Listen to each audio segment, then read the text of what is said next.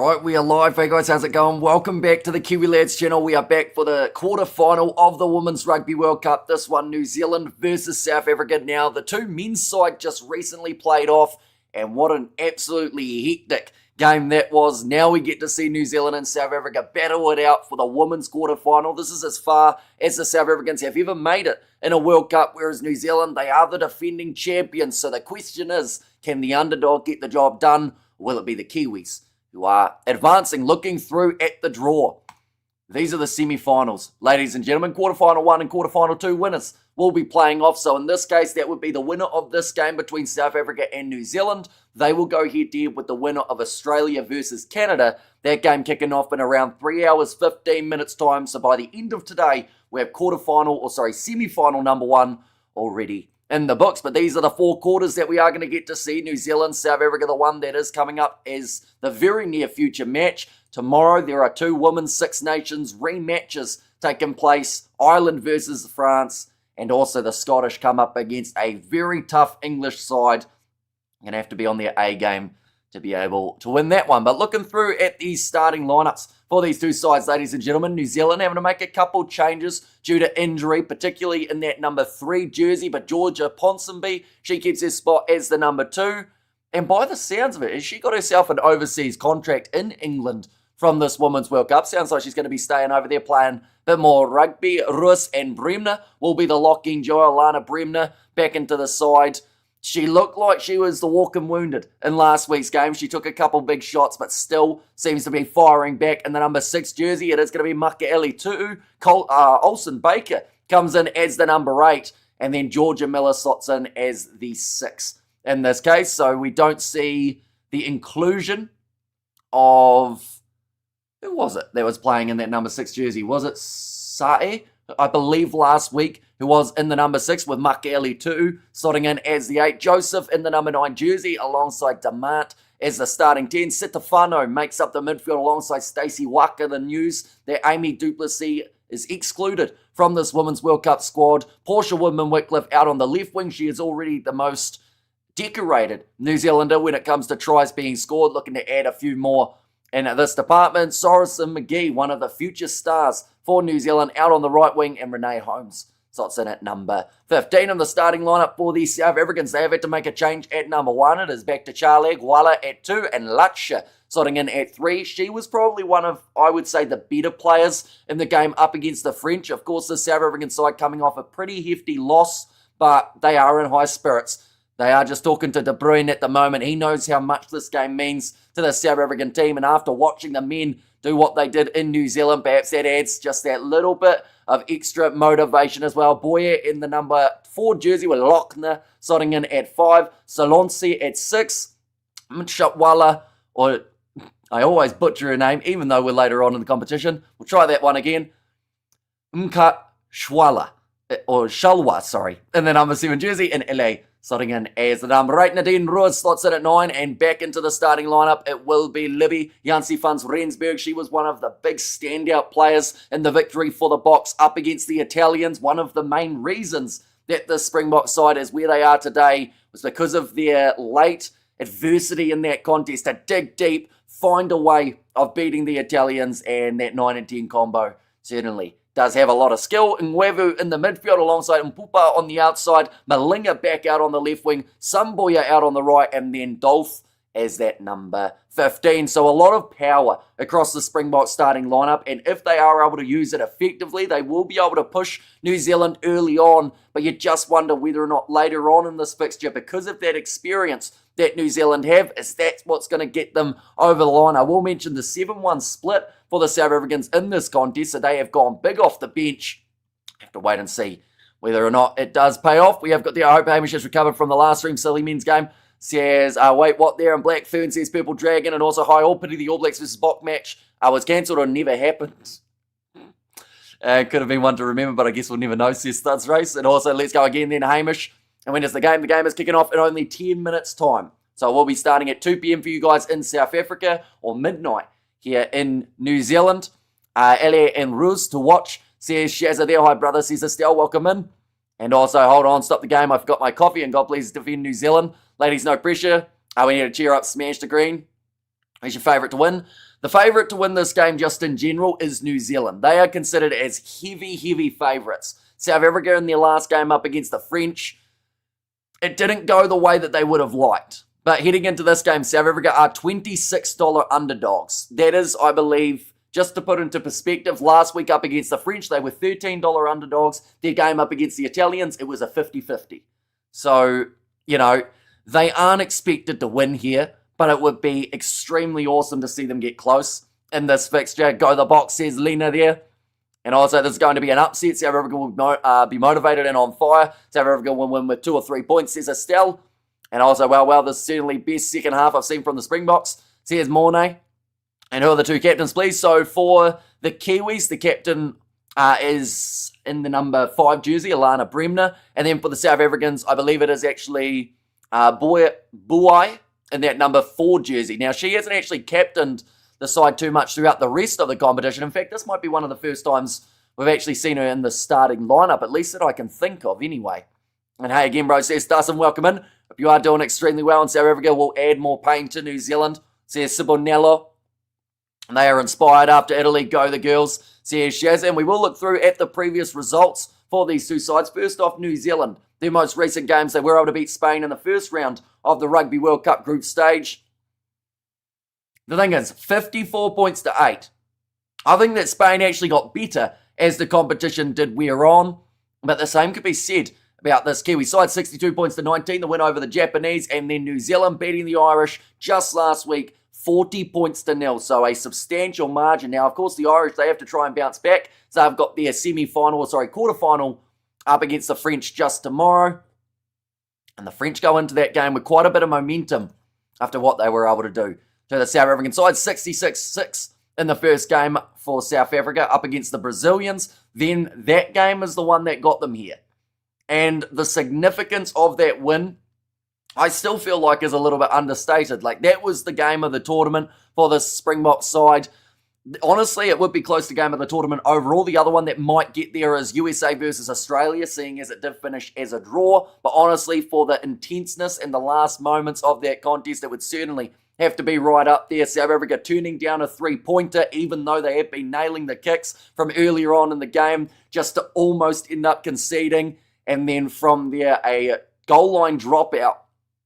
Or in fact, it might have even been a 22. No, it was the goal line that they ended up surviving for and pulling off the victory. That next game up against the French, 57-10, not the best scoreline, but that was a different looking South African side. I do think that this one overall is about as strong as they can get, and having Jansie van Rensburg back in the 10 jersey will do them wonders heading into this match.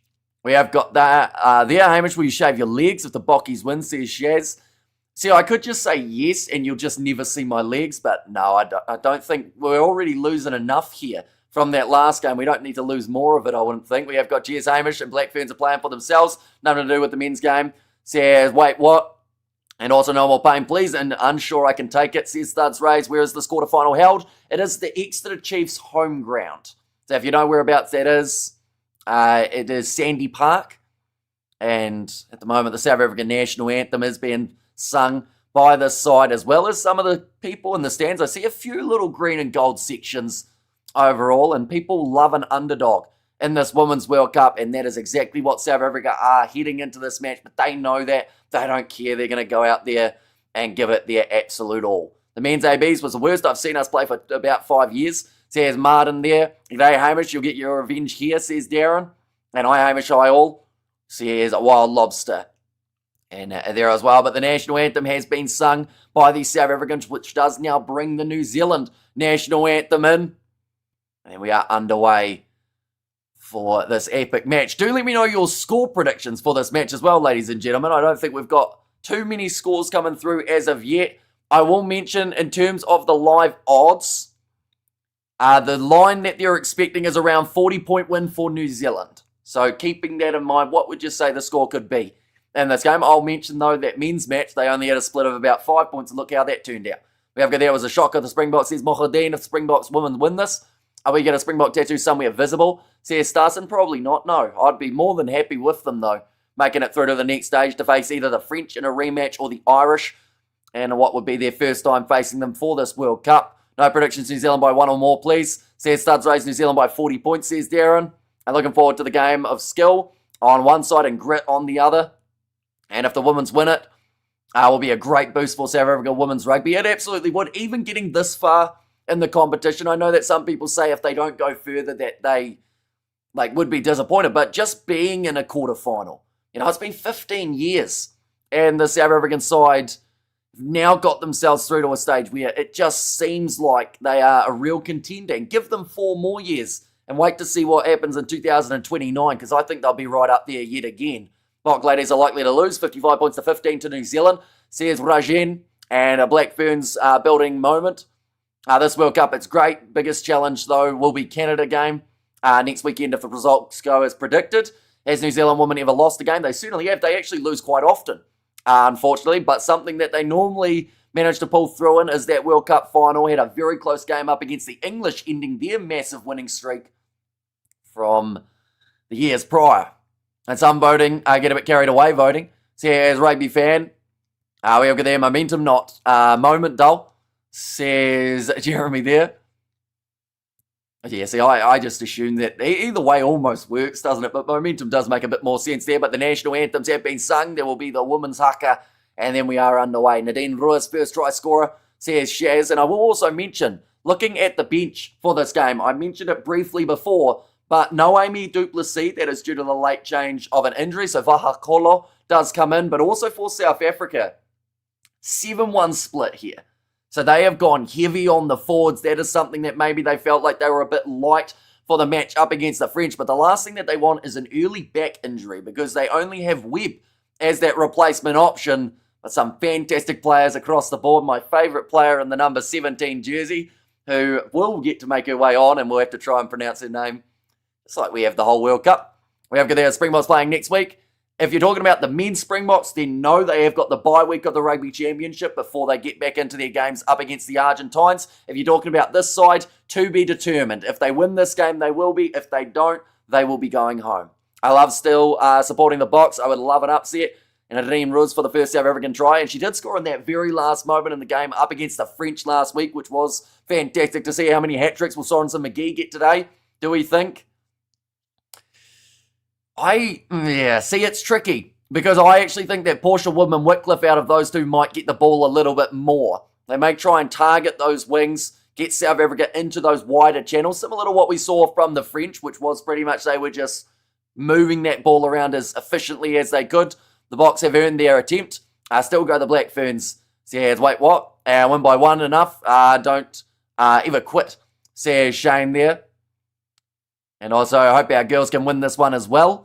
Make it a double Boks win for South Africa. Go the Lady Boks. Here's Anva, and Ellie is also a fantastic player. She is. She really stepped up in that game up against the Italians, as well as that first match up against Brazil. In the game up against France, she got mitigated a little bit. They kind of took her power game out of the equation, and that is what good sides will try to do to the South African team, which is where LA just has to break free, do a bit like we saw from Jasper Wiese, and just get involved in absolutely everything possible. But yeah, it is going to be a sensational game with a bit of luck. It is happening just around the corner. I know that because we have got the ad that has taken place here in New Zealand, and they always do that just before the kickoff. For some reason, we have got the Rassi speak after the win. I assume that he would have had a post-match press conference just like Razor, and I'm sure he was pretty happy with what he saw from Springbok's side. And the Boks says Roger there, an easy Bok win incoming. Says Haino there. I assume your deal is still on the table, Haino. That what was my end of the bargain? I had to make a 30-minute video praising South Africa, didn't I? If we see the South African women win here. And we have got there, why do you still have here, says Janine? Because it's very hard to book in a barber's appointment when it's like 10 o'clock on a Saturday night. But by next weekend's live stream, I will have a buzz cut. I should also clarify, buzz cut is not bald. Buzz cut is this length the whole way over. We have got there, hey, no, says, oh, wait, what? And also, whoever wins this World Cup has been great. All on the BBC over here, so free-to-air helps a lot on course. And I do think this has grown the women's game quite nicely in terms of the amount of people who normally wouldn't watch these games that have now decided to come over and have a bit of a look. This advert between haka and kickoff sucks, says Studs Rays. We destroyed the All Blacks. Our girls will follow suit, says Gary Peter. And Black Ferns to retain the World Cup. And Black Ferns will avenge All Blacks. They will destroy them. And also, we have the Springboks can play like this. In the second half, nobody in World Rugby can beat them. So tell me, Hamish, did you see that scoreline coming? I don't think anyone did. Like, even the ones who were backing South Africa to win comfortably did not back them to win by 33 points. I saw the maximum that people were going with was about 20 points. Absolutely most. And a lot of people said it was either going to be 15 points in favour of New Zealand or 15 in favour of South Africa. And South Africa well and truly one-upped it. We have got their Black Ferns for the three-peat. Says rugby fan there. And Hamish, if the men's box win the championship, what would you do? I would be not surprised. I did actually back them from the start. I don't know whether or not I said it on a live stream, though, so that might be just getting myself in a bit of trouble. But they were the team that outside of, like, any sort of, I guess, alignment to teams, I did feel South Africa had a very good shot. Definitely if they could pull off one win in New Zealand, and they were able to do that. Now, I didn't see them losing to Australia, though. So it's kind of a different way that they would win it if they do. We have got there France with 14 smash women's box, so imagine the Black Ferns says, "Listen, it is about to be kicked off." Jansi Funds Rensburg gets us underway for the Women's World Cup quarterfinals of 2025, and Georgia Miller, one of New Zealand's bright and up-and-coming superstars, has the ball in hand. Stacey Waka knocking it on off the pass, and South Africa now with first possession just about 35 metres out from New Zealand's line. They have got themselves the advantage as well from that knock-on. Just trying to put together a few phases here with Walla. First of all, now to Den Ruis. Back across to the left-hand side, finds Danielle Lochner. Now, Walla again, 2 carries in a row for her, knocked on by South Africa, so that we will go back for the initial scrum, which is in favour of the box. Our Bockies worked hard to get this far, give them some love, says Shazza. I think we're seeing a similar scoreline to the men's game this morning, albeit the other way, says Geza. And let's go South Africa, says Lilia B. Some of the Bockies are a bit on the larger side, says Doon. Like, as in, like, the Springboks or the women's box side Doon. Fun fact, rugby normally has positions, and depending on the position you are, you normally want to be either bulkier or not as bulky. That's just rugby. We have to go there again with a silly knock-on, says Shazza. The New Zealand women definitely look better, says V there. Well, they've had some great form, 3 wins in a row, whereas South Africa have suffered that one loss more recently. They have got there, New Zealand have won 17 straight Rugby World Cup games, now going to the short side. This scrum getting a little bit ugly here, but I think South Africa have almost turned it into a rolling maul, and they are marching forward very nicely here, the box. 8 ladies all in that maul. They've been told to use it once. It looks like they're still trying to move it forward. Georgia Miller told to get out of it by the referee, and penalty advantage for Valiko in the side entry. Can South Africa get off to a flying start? They've got the penalty. This could be the early 3 points if they want it, or perhaps you go for the corner. Look for that rolling maul again, just like they used to very much an effective manner there. Never allows, looks to deceive you, only the dull do that, says Kurnovic. We have got there the knock, says Shaz, but yeah, an early knock on from Stacey Waka. I will say right now, there were not as many smiles when New Zealand knocked the ball on there as they did when they were smiling, knocking it on up against the Irish. I was in the post-match presentation from New Zealand. It almost looked like Scott Barrett wanted to cry. Says Mornay, to be fair, I think he took a pretty nasty knock, so he's probably in quite a bit of pain. Now, 2 women line out there from South Africa. That is something you don't see every day, but again, they set up for that rolling maul, but New Zealand bringing it down, pick and go now on the short side, 10 metres out from the Black Ferns line. This is definitely not the start that many anticipated, but New Zealand making that early error that put them under the pressure. Now, pick and go from Walla again. Now, an advantage for New Zealand being offside. Few early nerves being shown from the Kiwis. Now off to the left, still 5 metres out from the line for South Africa, who are well and truly up for this quarter-final. Ele breaking round the side. Valiko, they're trying to stop her. They'll go back for a penalty as the ball has been put down. And again, New Zealand penalised. Come on the box, here's Roger. Bloody hell, did you see that one person line-out lift? Yeah, you don't see it too often. In fact, I can't think of a time that I have seen it as of late. And come on the box, and South Africa going to go through the middle. Oh, she got a bit of a toothache by the looks of it here for LA. Might have taken a shot to the jaw. Okay, high tackle and an offside there against New Zealand. And only 4 minutes into this game, they'll already be getting maybe a couple little warnings here from the referee. Last time I saw that, it was John Hayes throwing someone up, says Geza. And Ellie looks like she's just getting a bit of medical attention here from the medics. I think at the moment, Bremner just having a conversation with the referee. She's got that heavy strapping from last game where she got cut open. Obviously didn't quite heal up quick enough during the week. Come on, South Africa, do what the men did to the All Blacks. Says Dinesh there, and the power, says Wemar, and that is what South Africa need to use throughout this game. They cannot afford to play New Zealand's game, because if they play that and they play structure, it sounds bad to say, but New Zealand beat them every time. If they use their pure physicality, something that New Zealand do have some of, but I would argue not as much as this Bok forward pack, that can make all the difference. Ellie Ruz and Van Rensburg, dynamite trio, but a quick dab taken again now. Just a few metres out from the line for Lochner. Oh, little knock on from South Africa. Bit of a miscommunication there. I think Charlie was going to go for the pick and go. And also the captain, Boy, just getting involved to get the ball out of there, New Zealand. Says Nov Mum. It has been a trend for the Kiwis to start a little bit slow in their games throughout this Women's World Cup. They'll regret that. Absolutely they will.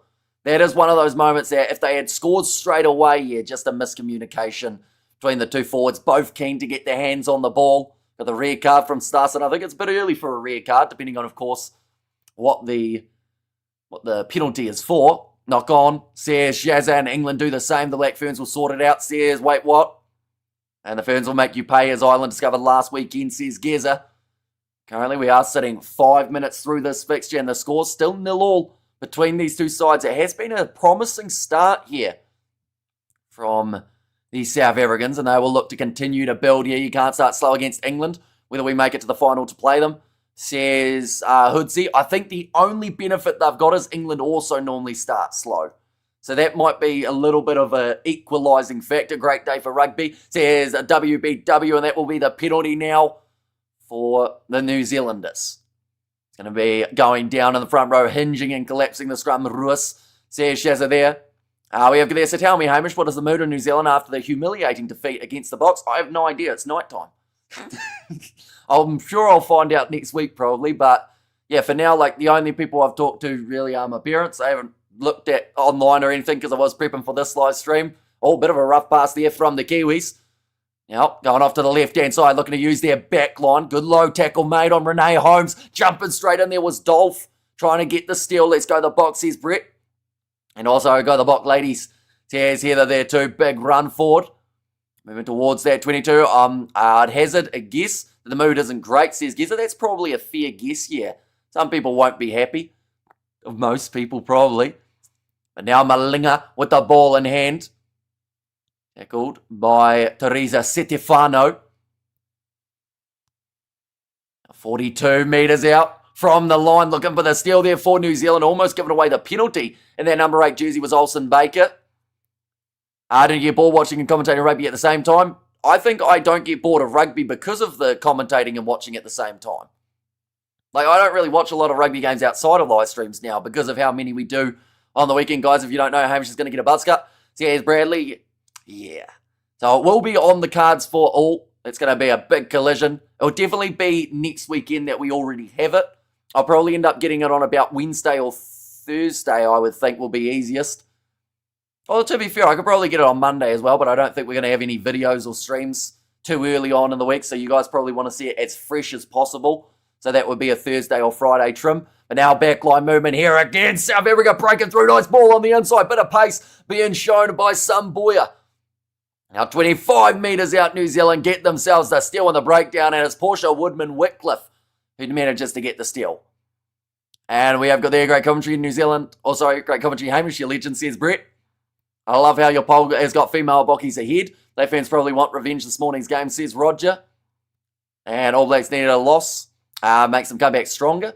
The team will score for sure for the Bokker. And go the Bok ladies, you got this, says Unholy Monk. And let's go ladies, says W2PP. It was a good attack and run, first of all, from Shalonsi. It's linking up with some boy on the outside. Claimed at the line out by Ruas. 40 metres out from their own line, New Zealand. They are yet to visit the South African half. And here comes Stacey Waka, who all but managed to get there now. Damant, little chip in behind, attempted, looking for the 50-22. It's going to keep on rolling, and it's 5 metres out from the line now. Having a chase a long way.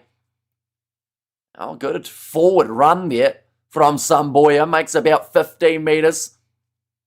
Don't you just love a rugby? Says WB. Yes. South Africa is going to win the quarterfinal, says Georgia. Now passed across to LA. Tackled by Stacey Waka.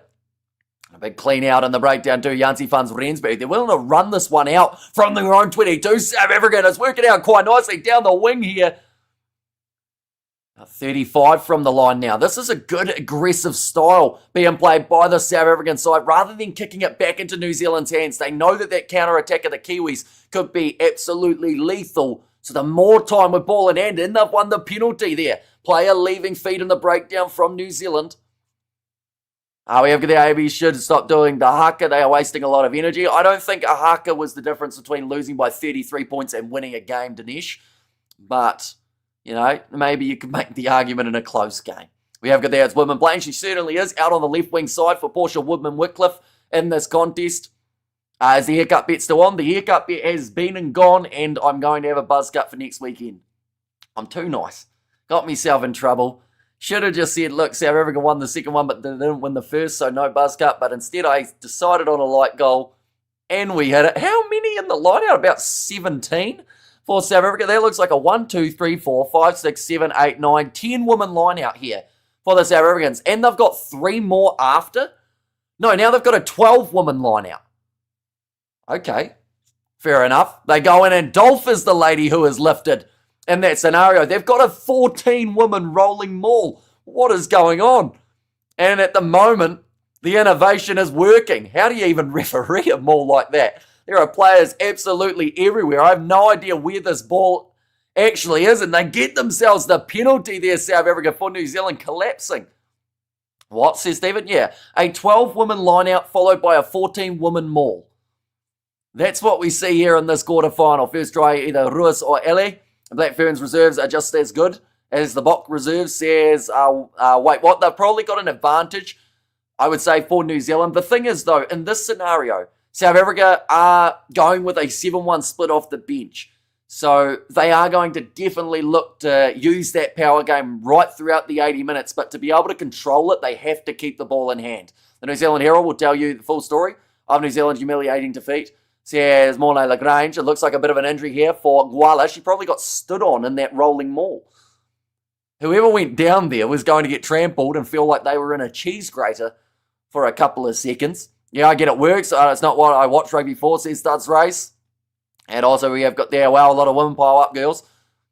And we just need to keep it tight, says Hano. And I have a hot take on the haka. It should be done as the 7 teams do after winning the game. Says Katsanel, and also we have got there, oh, but what the heck, says Stephen. Possession at the moment throughout the first 10 minutes. South Africa have had 81%. So dominating that possession stat, but the scoreboard's still sitting the same. And we'll have the chance of being able to kick this one for the corner again. And it would not surprise me one bit if we see about a 13-woman line out for the next one.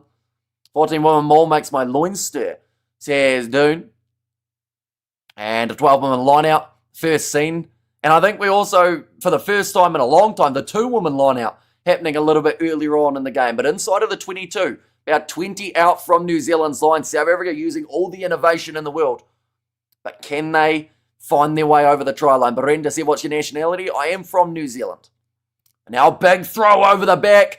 On with a different tactic, sticking everyone in the line out and then going to the back option of Janzi Funds Rensburg. New Zealand look for the steal, giving away another penalty here. Quick tap taken. Nadine Ruiz popping it up 5 metres out from the line now. South Africa playing this game at a pace that I'm not even sure they know if they can maintain for the full 80 minutes. But if they can get New Zealand sent to the bin, it would certainly increase their chances. Makaele Tu'u making the tackle for the Kiwis. And a knock on. In fact, that ball not coming out of the rolling maul. So again, that's the case where, yes, they could have gone for the 3, but would 3 points be enough? They did make a slight mistake there, running in a bit too high. Redemption match says Desvonde. Whoever wins should be proud. I love both teams, says Stephen. And Hamish is really South African. Don't trust him when he says he's from New Zealand, says WPP. We know France playing Monday, so they are going to be playing in pretty much 28 hours' time. Somewhere around, oh no, in fact, they're a little bit closer. They're actually playing in about 24 hours' time. We have got there, so tell me, Hamish, why didn't Caleb Clark play in this morning game? Leroy Carter didn't impress me. He got one of the highest ratings out of any player for New Zealand according to the rankings, but I agree, he probably had a bit of a mixed game. Caleb Clarke was too busy greeting people as they went into Sky Stadium, seeing as Scott Robertson didn't want to select him. So, yeah, I'm not too sure what the plan is with Caleb Clarke, but you'd have to assume he's got a chance of making it in the Bledisloe. New Zealand deep inside of their own half. In fact, deep inside of their own in-goal area. Very nice exiting kick, but the ball will stay in the field of play. Now Dolph from the halfway line, looking to charge forward for the South Africans. Again, massive collision as she runs into a brick wall. Now, South Africa, 40 metres out from the line. South Africa will win. I'm from South Africa. Believe me, the female Bok team sucks big time. ABs will win. There's Johan. And Hamish von Westhaven says, wait there. I think next time I won't watch the All Blacks game without your commentary. I thought I'd give it a try, says the AI. But now, going off to the left-hand side. Yeah, it was one of those games that certainly didn't go the way that people were expecting. This game, 13 minutes in, I don't think many were expecting it to still be 0-0 at this point in time. Go the smiling assassin, says Josh. I love the fight from the box. Yeah, they've come into this match with a lot of intent. And I feel like that's the perfect thing to have after their game up against the French. You know, a 47-point loss, some sides that would break them. But it seems like, if anything, it's been more of a motivator for this team. Now, Nadine Ruiz, I should say. And have that ball in hand, looking for the turnover and the breakdown. That's an awkward one for Ruiz's knee. It looks like she will be able to get back up to her feet. Last thing that either of these sides want is injury, definitely with those semi-finals just around the corner. And go the Boki, South Africa behind you. Says Akshan there. How long you don't call an Australian, says Robert V. Springboks never lose 2 straight games, says the Hobbit, but now going off to the right. Nadine Russ around the halfway line. Little kick in behind from Janci van Rensburg, looking for the cross kick. It goes into touch. Samboya just not quite able to clean it up. It looked like for a second New Zealand wanted to actually go quickly. They won't mind this tempo at all, the Black Ferns. They normally back their gas tank to be able to get better as the match wears on. Greetings, King Hamish, and the wise words of the Lions roar. So, well, there you go. And Bok ladies had a good first half against France. The first 15, not too surprising. Says Studs Rays, and also come on, Bok ladies.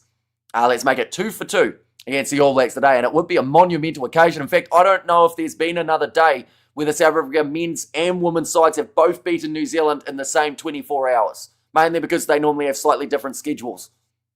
But now run forward from Dolph up to halfway again. New Zealand just trying to withstand this early pressure. The thing that would hurt South Africa the absolute most here is an interception try for the Kiwis. They're currently just making some great decisions with who they go to. It will be the captain here, Boy. Now off to the hands of Mpufa. And was that a new advantage in favour of the South Africans? Yes, it is. They have got another penalty advantage. New Zealand will be lucky not to go to the bin throughout this first half. Partially charged down kick. And South Africa again will have themselves the penalty. 2 from 2 would be amazing, says Lutenda. And have South Africa women's ever played the Black Ferns? They have played the Black Ferns XV.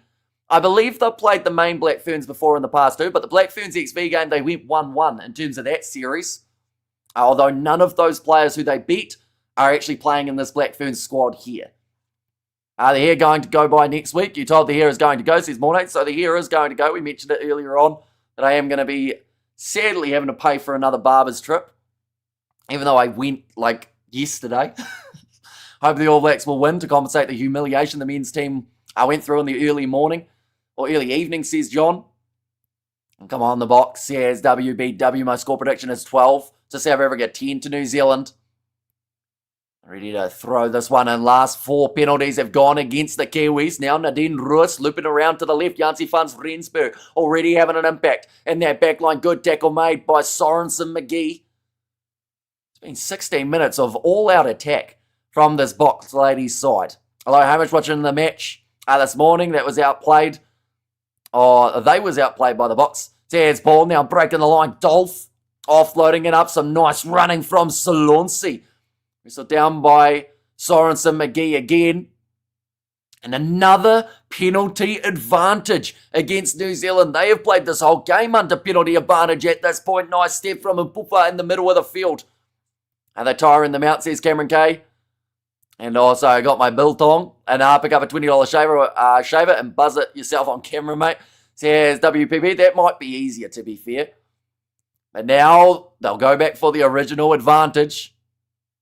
Although the barber might do me a discount because I was only in there yesterday. And I did tell her that like I might have to be back next week. And yeah, so I don't know, she might give me a discount, $10 haircut maybe. At the end of the day, it'll take like 5 minutes. She's already done the sides. All she has to do is just that bit up top. We have got there. What point does the ref start giving a yellow card? I think probably 1 or 2 penalties away here from New Zealand getting a yellow card. The benefit that they've had is they've given it away for a few different occurrences. You know, sometimes it's in the breakdown. There was a high shot there too. Looks like a bit of a stretch going on here for Charlie. That number 1 jersey. I'll pay, bro. Says Stephen there. We have got their box need that first try. It's so crucial for their mentality, says Lutendo. Of course, donations are greatly appreciated if you guys want to pay for the buzz cut. You guys already did enough, though, in terms of hitting that like goal to make it possible. It's an absolutely hectic stream. What style are you going to go for? Buzz cut, just pretty much this length the whole way across. How many years am I late, says Yandre? Depending on how many years 18 minutes is. So I'd assume that's like, what, 0. I don't even want to do the maths. It's too late at night. But it's not too late. Better late than never. As they say, All Blacks like to throw odd scores in South Africa's face. 43-10 is a new score. Says Mario, and also has the ref spoken to our captain for too many penalties? She actually just did. So she's had the conversation with Bremner, and I do think that New Zealand are probably 1 or 2 away from getting themselves a yellow card in this case. Do they all synchronise so they are angry for the knockout rounds? No, probably not. We have got there, are you born in September, bro? I am not, no. Born a little bit later in the year. Okay, I'm done, says Berend. For 35-7 and 12-11. I realise now what scorelines you are doing. Sorry, I got confused. And greetings, James from Cape Town. Your dress code should be black. What a game, says Gert. Now nicely taken by South Africa again. Nadine Ruas popping it up to Ele, who will only be about 10 metres out from the line. Chopped down by Georgia Miller. New Zealand get in the breakdown. Okay, there's a knock-on from New Zealand, so South Africa have got themselves the scrum again. I thought they are playing tonight, says Yandre. No, not quite. Earlier game, I will show you, I've actually got the times of all the other matches. Maybe you were thinking of the match taking place between Australia and Canada. That would be a 5 p.m. kickoff for you guys in South Africa. Also France versus Ireland and England versus Scotland, both taking place tomorrow. That is 2 p.m. South African time and 5 p.m. I don't know what side it's on. It's always reversed for myself for some reason. But, yeah, the start time's either 2 p.m. or 5 p.m. In South Africa, what time is New Zealand, or what time is it in New Zealand? 10 p.m. It is currently 12:23 a.m. And then after this live stream, we have got a couple more matches. The Curry Cup just around the corner. I'm going to be covering both of the semi-finals. Big push from New Zealand at scrum time. The ball is popped out on the side of South Africa. LA, they're turning it into a rolling maul again. Shalonsi has to put her top back on. As it's gone well and truly over her head. She's just decided she doesn't care. She's going to run instead. And now New Zealand trying to get onto the ball, told to get out of it. Pick and go from South Africa again. Another one from Lachia. That looked like she tried to reach out and score the try, but she was about a metre short of getting over. Are you going to cover any of the Curry Cup? We're covering both of the Curry Cup games. Now goal line defence from New Zealand has to be on point. They cannot afford another penalty advantage, but it has been 20 minutes of all bog. That is over the line, and South Africa score the first try of this quarter final. And what a start from the South African team. They have gone out there and they have shown intent from the very get-go. They have decided that they will not be intimidated by this New Zealand side or their record. Ref needs to look up what a flying wedges. Said Studs Race there, and where to watch the game. It is on DSTV, it is on Sky Sports, Stan Sport. Your other options, Paramount Plus and BBC are a couple other options too, but getting over the line, I believe that would have been Lutcher. We have got the donation from Sayor. Thank you very much, mate. Greatly appreciated. Thank you, bro. And there too, it's our Africa flag from Lilia and Hamish. I'm at work the whole day. Looks like we are all spend the rest of the day enjoying some good rugby, says Carly. And yeah, we are going to be here for those 2 games of the Carling Curry Cup, so be sure to stick around for that. Perfect start for the double, says Morley Lagrange. But now the kick here for Dolph. No DNA, just RSA, says Brett. Lining this one up. It's coming round, but just doesn't have the distance, unfortunately, for Dolph.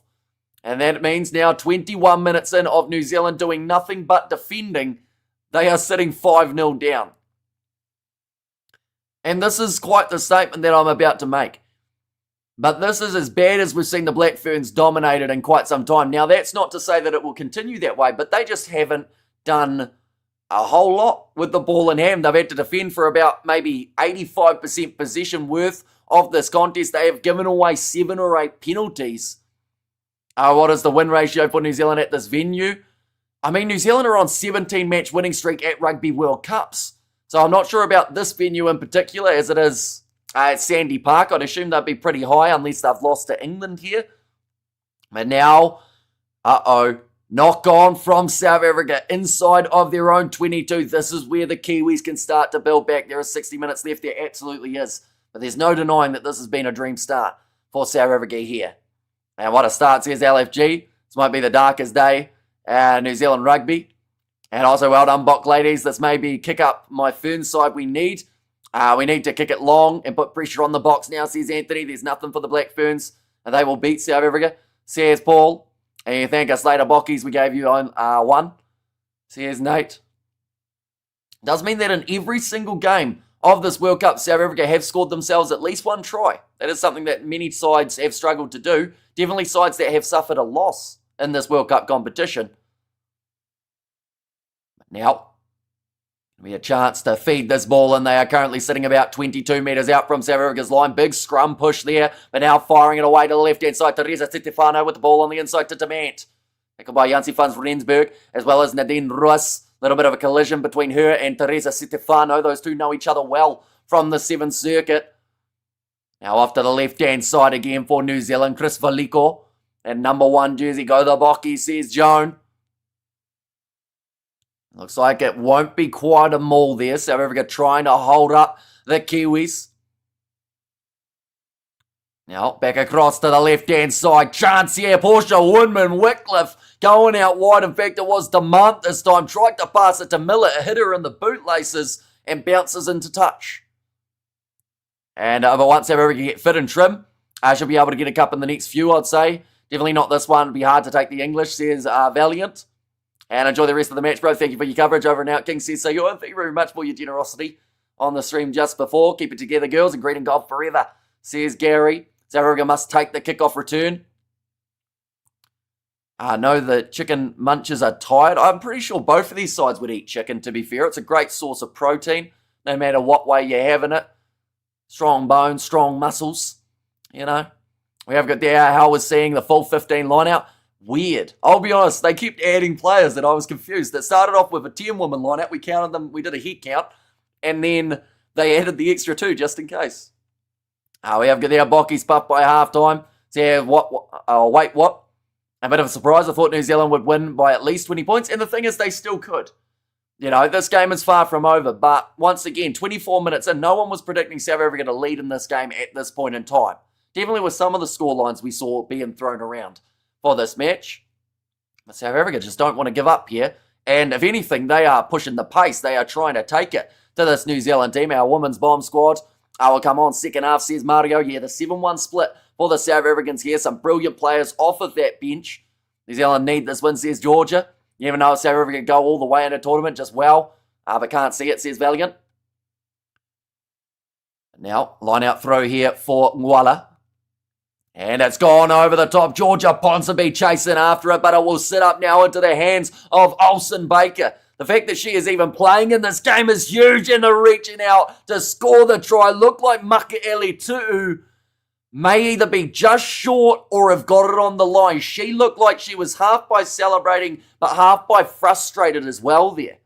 Irish Razor should get fired. New Zealand should select foreign players, and they should get O'Gara, says Connor. Although the reason that they aren't allowed to select foreign players isn't because of Razor. He was one of the guys who actually pushed for the selection of overseas guys. Yeah, these are from Bread Woman, says Robert. Hamish give the pitch position. Well, they were over the try line for half a second there. It's just whether or not she managed to get that ball down. They are checking this one on the TMO. Would have been the try for Liana Makaeli Tu'u if she did get over. But this could also just be short. We're going to see the replay now. Does she reach it? I think she's short of the line and drops that ball short by half an inch. And no control of the ball for Makaele Tu'u. She was angry. She slammed her hand on the ground, and now we understand why. Because she wasn't able to finish it off for that first try. Once the Kiwis get some room, that's when the Sevens girls can really do their thing, says Georgia. New Zealand don't need this.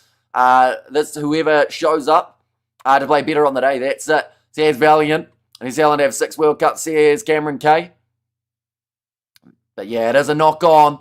5 metres short of the line, so South Africa will have themselves the scrum. And thanks for the commentary, fellas, listening in from Sofia in Bulgaria, says Samuel. So it's greatly appreciated you being here for this match. Anyone who's new, be sure to leave a like and subscribe. We've got plenty more of the Women's World Cup coming up in the near future, as well as the semi-finals of the Carling Curry Cup that is happening just around the corner. I would love to watch the video, please. So your best bet is Super Sport. You've got Stan Sports, Sky Sport, Paramount Plus, BBC as another option. There are a couple free-to-wear options. All you got to do is just make sure that you're pretty much in the right region around the world. That's the highest South Africa has ever placed, even if they don't win it. Exactly right. And it's absolutely huge for the side to be able to even be in this quarterfinal. And the fact that they are leading after 25 minutes, they will be more than happy with how this one is going. How many centimetres is half an inch, says Gatsanel? I'd say, well, if you're actually being technical, you've got 12 inches in a foot, right? And a foot is 30 centimetres. So I'll let you do the maths on that one. Nadine Rus, you need to put that ball in. Now Rus into the in-goal area. Ball charged down. New Zealand steal it, and Stefano scores it. As long as New Zealand weren't offside, but that could be the big breaking point here for the New Zealanders. Out the back of the scrum, were New Zealand up too quickly? We have the eye missing out. Is there a way on YouTube as I have Freeview? Oh, I'm not sure about YouTube in terms of a free-to-air option. Maybe NZR Plus, but I don't know whether or not they'd show all the games, but nicely done by Teresa Stefano. Now, what is the possession? Possession's at least 80% in favour of South Africa at this stage of the match. And fully behind South Africa, says Sino there. My bet is on England to win the tournament, says Inferno. Did she rush up Maya Joseph? She did charge it down. So it's just whether or not she was a little bit too quick to get into that position. But the try sounds like it is going to stand. That kick misses away to the side. And it is going to remain now 5 points to 5. And a great charge down, says all in the game. Just wondering if we could watch the live game instead of just listening to the commentator's voice. Sadly, due to licensing, any match footage or audio would get us taken straight off YouTube with a copyright strike. But there are plenty of viewing options around the world. I would recommend checking out the Women's Rugby World Cup website. They will have the full list of broadcasters. Some of them are free to air, some of them aren't. So depending on where you are in the world, you may actually have a free to air option already that you can check out. On New Zealand, no score for 25 minutes is a big achievement for our girls already. Super proud of these ladies, says Ngobele. Yeah, absolutely. Like, oh, here comes Georgia Miller. They have to be very careful here, South Africa, not to concede 2 times in a row. As New Zealand look like they're starting to feel a little bit more momentum, but nicely covered at the back from Dolph. She covered a huge amount of ground to get to that one round the halfway line, stepping around the defence of Makaele Tu'u. We have got there, how are you, Beta Boy? I have Africa by 50. Who the favourite, says Drizzy Goat. The favourite are New Zealand. And they are expected to win by 40 as the margin. Another penalty goes the way of New Zealand in the breakdown, sealing off against Janzi Funds Rensburg. The Kiwis decide to take it quickly. Stab a kick in behind. We'll roll to about 5 metres out from the South African line. Malinga picks it up. Looks for the pass across to Dolph. She has to kick this. She didn't. And now she's driven back into her in-goal area. It will be a 5 metre scrum for New Zealand here. We have got the arm in New Zealand. Is there any other places to watch free, please? In New Zealand, sadly, I don't believe so. I think it's all on Sky. Unfortunately, well, what is going on here? Says the card. It's pretty close between the two sides for the first 28 minutes. New Zealand have had only 20% of the possession, but now that they're starting to get a little bit more, it seems like the tides might be turning. Thank you for the commentary, mate. It's annoying. We got to pay like $40 or more a month to watch a World Cup, says Anthony. Yeah, and I feel like World Cups are the perfect time to be able to make it free to air. You know, allow people to enjoy these games for what they are, and it's a great advertisement for the women's game too. Are you back in South Africa, says George? I mean, I'm more than happy with the fact that South Africa have made it to the quarterfinals, and I do think that them winning this game would be absolutely massive for them, but I just don't see it from here. I feel like unless New Zealand makes some really bad errors, South Africa more than likely will just slowly deteriorate throughout this game. It sounds terrible to say, but they are up against New Zealand, who are the world champions. They are defending that throne, going off to the right-hand side, wide cutout pass. That is the second try of the contest for New Zealand. Sorensen McGee trying to make it a little bit easier for the Kiwis, but that is now 2 tries in 3 minutes for the Black Ferns. We have got there your input. Who do you see taking this one?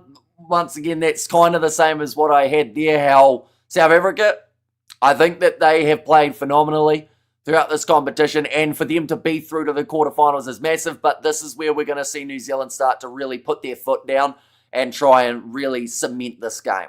Floodgates have opened, says all in the game. Okay, not a maul. Try, but still a try, says Novmum, and South African forwards look gassed already, says Inverno. I mean, it was a fatiguing pace, even if they were on an attack for that first 20 minutes, which they were. You know, that's still going to take a little bit of an effect on you if you're going into all those breakdowns trying to protect the ball, running around. Now New Zealand, another chance to line up a kick. This one misses away to the side. To make the score now 10 points to 5. Not quite the kicking day that Renee Holmes had last game out up against the Irish. Braxton got the cadence or rhythm of men, just cooks them. Says Valiant. A huge pick, Gas, says Floyd, and also South Africa have a 7-1 split on the bench, says all in the game. That is true, but that doesn't mean that the backs won't get tired. New Zealand are surely going to win, says Akaris, and also my Kiwis got the win, says Coleman, although we are still only 28 minutes through, still plenty of time left in this matchup. I will mention anyone who is new, of course, be sure to hit that subscribe button. We've got plenty more rugby coming, whether that is the Rugby Championship, the Curry Cup, the Women's World Cup, the Pacific Nations Cup. We're doing 3 games tomorrow of that competition. Now kicked off, taken by Makaeli Tu'u, passes across to Georgia Miller, trying to get through a tackle attempt and does so. New Zealand got the Marnie Libok curse right now, says Inferno. I don't think that Marnie Libok curse exists anymore after the way that he kicked in the last game. Oh, Stefano looking for a risky offload there. First mistake from New Zealand in quite some time, and it does give South Africa the scrum from inside of New Zealand's half. We need 7 tries for our Kiwis. Good luck to the Black Ferns, says Lenora there. 7-1 split is old style now. New Zealand got no ideas, says Coleman. The ABs deserve the loss. South Africa were the better team tonight, but the Ferns got this, says Rob on Guitar NZ. Yeah, it was an absolutely incredible second half from the box. There is no denying that. The way that they were clinical. Damien Valimza, I think, had his best game ever in a bot kit and possibly has put himself in the running for a number 12 jersey. Marnie on the last game, exactly right.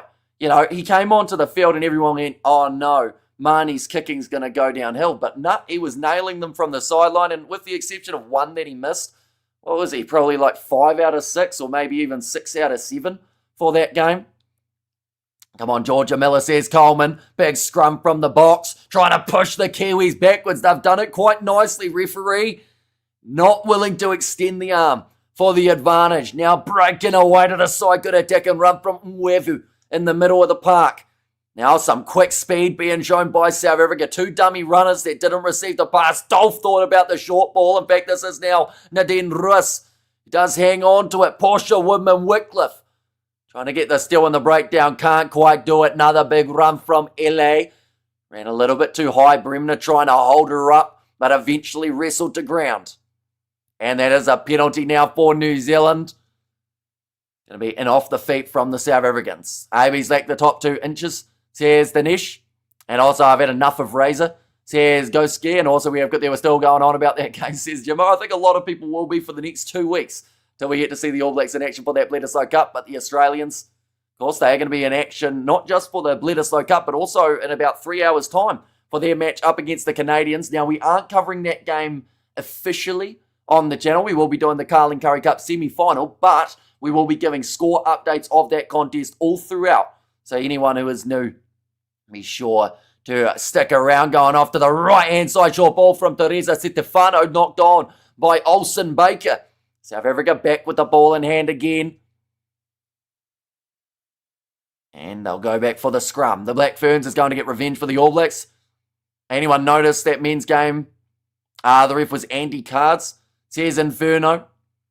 And sounds like you are on team no sleep today. We certainly will be. I will be up until at least 8 a.m. New Zealand time, probably through to about 10 a.m. to be honest. I think we'll be having a couple more things, bits and bobs to get done. The Rugby Championship clash between South Africa and Argentina. Is in Argentina right?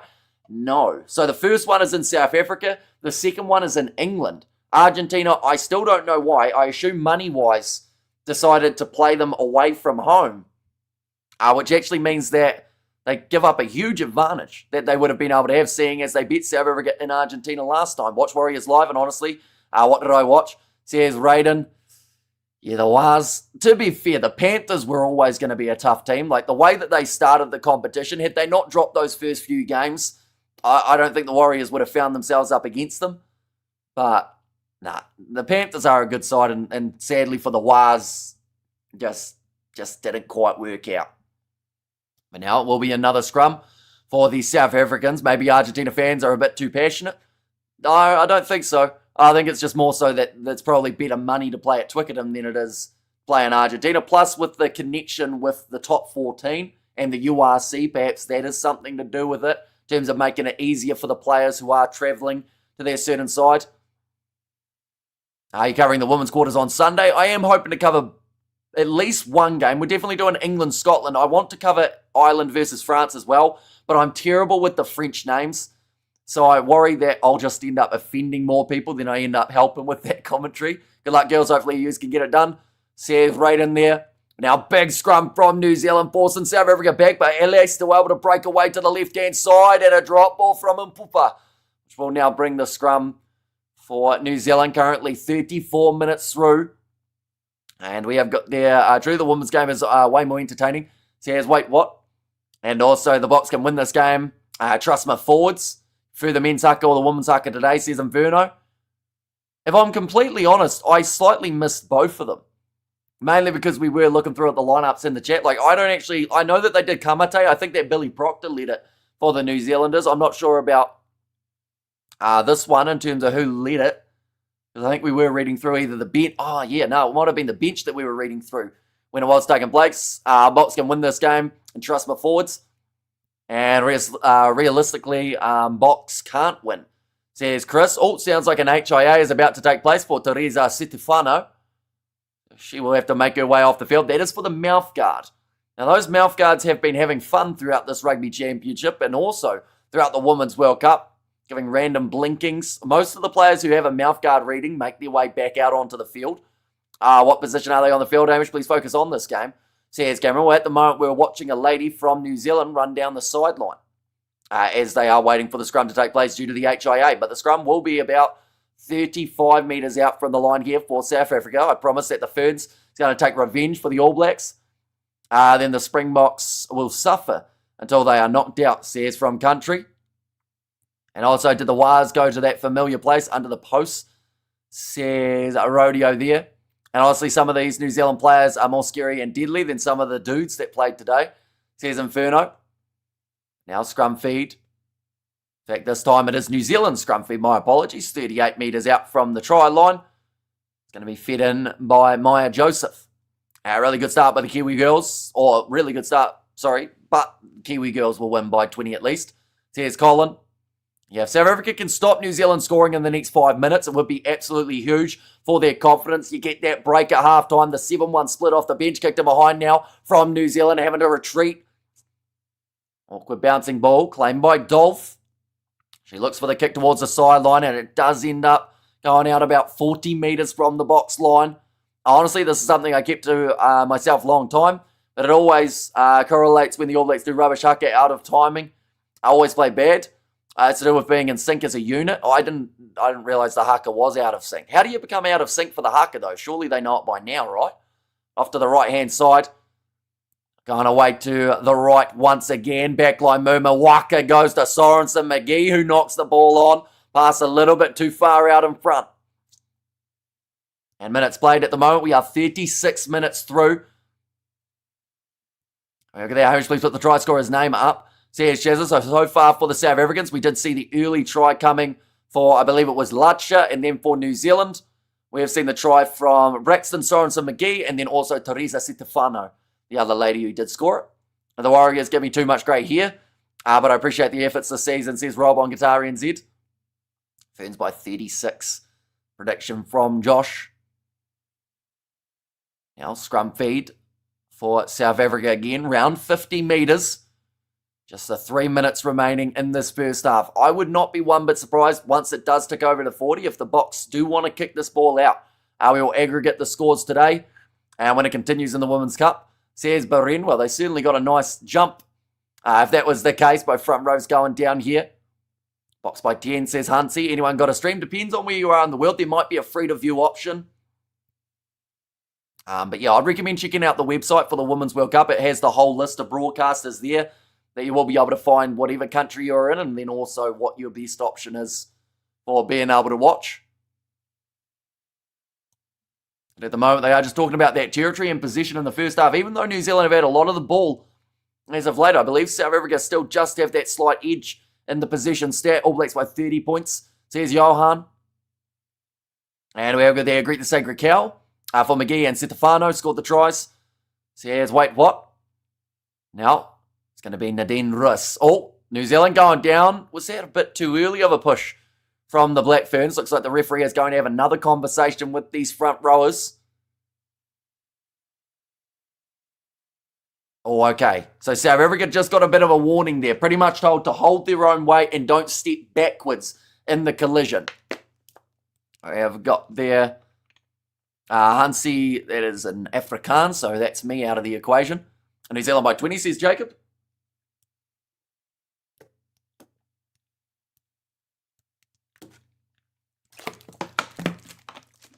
And now will be another scrum feed. And we have got more Afrikaans in there, although I know that last word of that sentence, but I'm not sure what the rest of it is. And then Roos, big scrum from South Africa. They get themselves the penalty advantage from around halfway. Jansie van Rensburg. Currently 90 seconds remaining. Nadine Roos with the ball on the inside. LA with the offload and not quite into the hands of Ngwevu, but they have said that there was no touch of the ball, so it will be play on South Africa. With the possession, Nadine Roos going for a cross kick. Sambuya trying to run after it, but Sorensen McGee takes it and they will go back for yet again another penalty.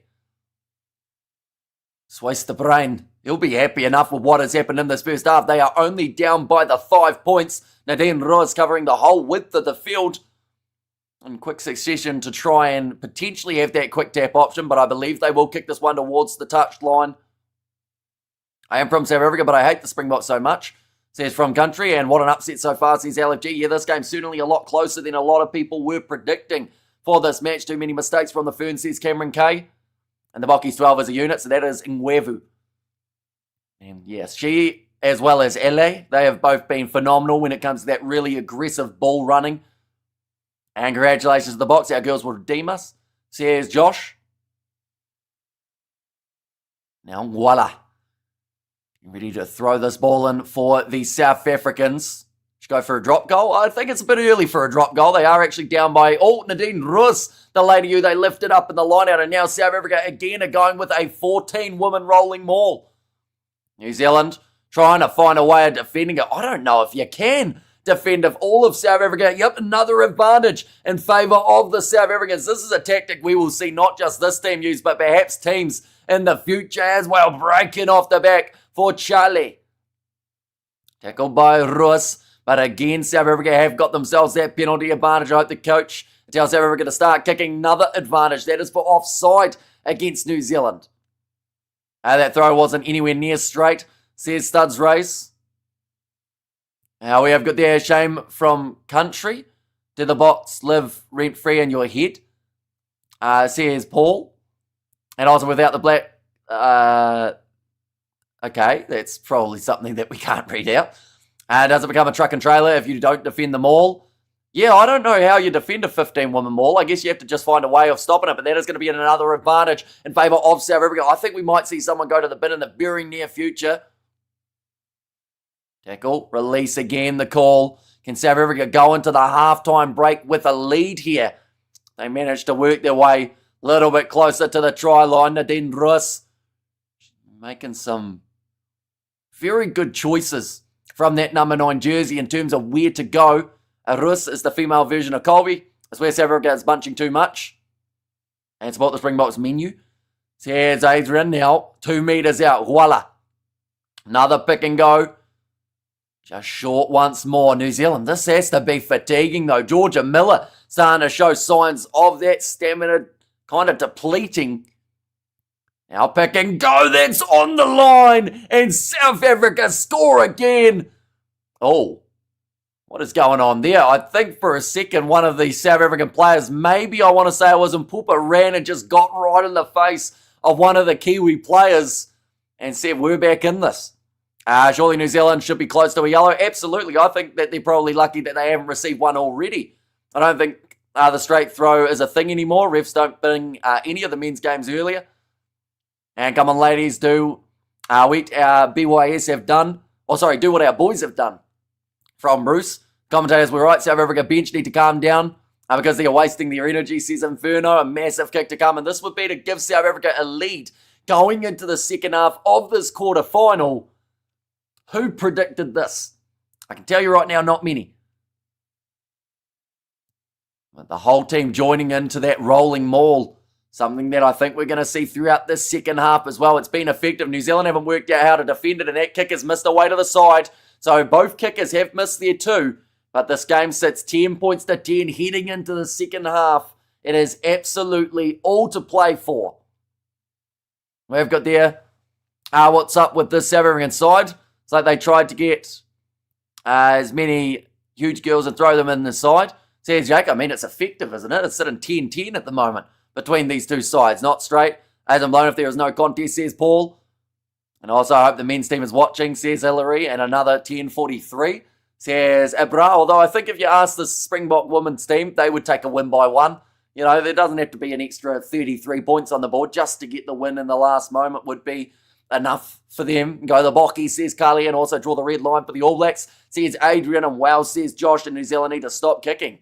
They just need some ball at the moment. I don't know what the stat would be, but we're going to get it for this halftime break. But they have hardly had much of an attack at all other than that little 5-minute period where they were a little bit more effective. But yeah, currently 10-10 going into the second half. And of course, that South African bench, it is the 7-1 split here. And yes, I win 760 out of 25. I chose a draw for the halftime. Says Kiwi Express, and how are you today? Says Yako, doing extremely well. So much rugby taking place. There's going to be plenty more coming up later on as well. So far throughout this first half, we've seen 66 metres made by Dolph from that number 15 jersey for the South Africans. We've got the possession stat from this whole first half. South Africa sit with 68% territory, 81% possession. So New Zealand just have had less than a quarter of the ball throughout this half. What happened to LA? Our Yellow says, Lieutenant, no, LA's still out there on the field. She is continuing. So far, we have seen 86 passes, almost double for South Africa in this contest. We have seen New Zealand win 10 rucks compared to South Africa winning 83. Meters mauled 16 so far, which is understandable when it has been so effective. The line-out success and the scrum success is quite high for both of these teams. And then tackle success. South Africa only tackling at 52%. But they have hardly had to make any tackles. 89% New Zealand's tackle success, but they have sitting with the 2 tries conceded. That position is diabolical, absolutely. If the Black Ferns win 24-17, I'll win 3,500 on the TAB. Let's go, girls. So you need that exact scoreline. It'll be a tricky one to get. You need South Africa to get that next kick over as well, of course. And LA woman of the match. We saw similar stats for the boys. We are winning today, says Bruce. And only halftime peeps. South Africa got some big girls there. They will gas. But when you look through at this replacement bench for the South Africans, this is a 7-1 split, including Jacobs and their number 22 jersey. So theoretically, only one of their forward pack have to go the length of the game. Their backline, different story. They will have to play for a lot as they've only got Eloise Webb to make her way off of the bench. But yeah, this game definitely not how people saw it going. 10 points to 10. Some thought New Zealand would run away with it right from the get-go, but South Africa, after their loss to France last week, said, no way, we're not going down without a fight. And now that they're getting closer to the end of this game, that is where they can start to really believe that they can win this contest. And that's the main thing. These are the matches from last week, ladies and gents. New Zealand won 40-0 up against the Irish. South Africa lost 57 points to 10. But looking at the score, that last week means nothing in terms of what is happening in this game. But New Zealand, if they can up their position to 50-50 throughout the second half, they should win.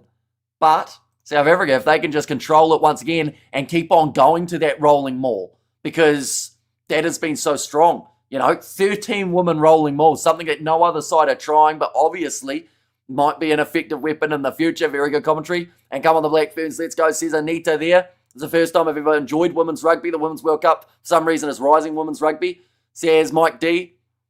We have good there. My great-grandmother still wants to go with Hamish on her wheelchair. I don't know whether or not that can be arranged, unfortunately, for her, Paul. But I'm sure she's a very nice lady. We saw similar stats for the boys. I wonder if we should bring that jumper straight down after landing, says the AI underdog and only halftime peeps. And composure, please be professional, says Shane. And also, they just played the first half in 53 minutes. The game is stagnant and slow playing directly into the box style, says Studs Race. And surprisingly, at times it was South Africa who were pushing the pace. Taking a quick throw or a quick tap when it was available. But you wonder whether or not that will backfire for the side. I know that for the four-pack, they could go out there and just do absolutely everything. Because, they've got those replacements. She'll be gutted. She knows you like an older lass, says Paul.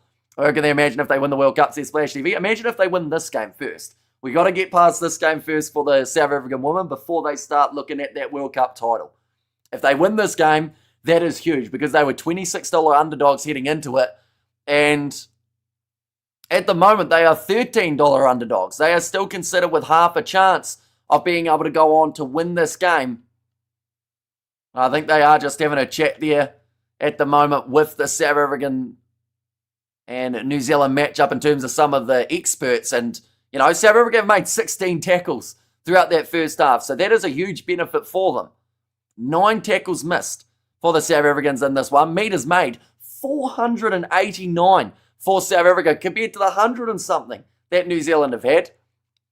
We have good there. I can't wait for the buzz cut. Hamish says, hey no. Because our thing that you said about earlier on is still on, isn't it? It was if there was a clean sweep for the South African sides. And at the moment, it's looking like I'm going to have to start that video of praising South Africa. We have got a great game, Hamish. Or great job, Hamish, from a Bok. And Hammy fan mix says a Michael there. And what's the score? The score is 10-10 at the moment between these two sides. South Africa are dictating the pace of the game, sitting in water breaks, refs leading them. Says Studs Race and Rail, keep it up, ladies. Behind you all the way, South Africa. Says Lynette. The Ferns are going to get Karen to the sheds and come out second half.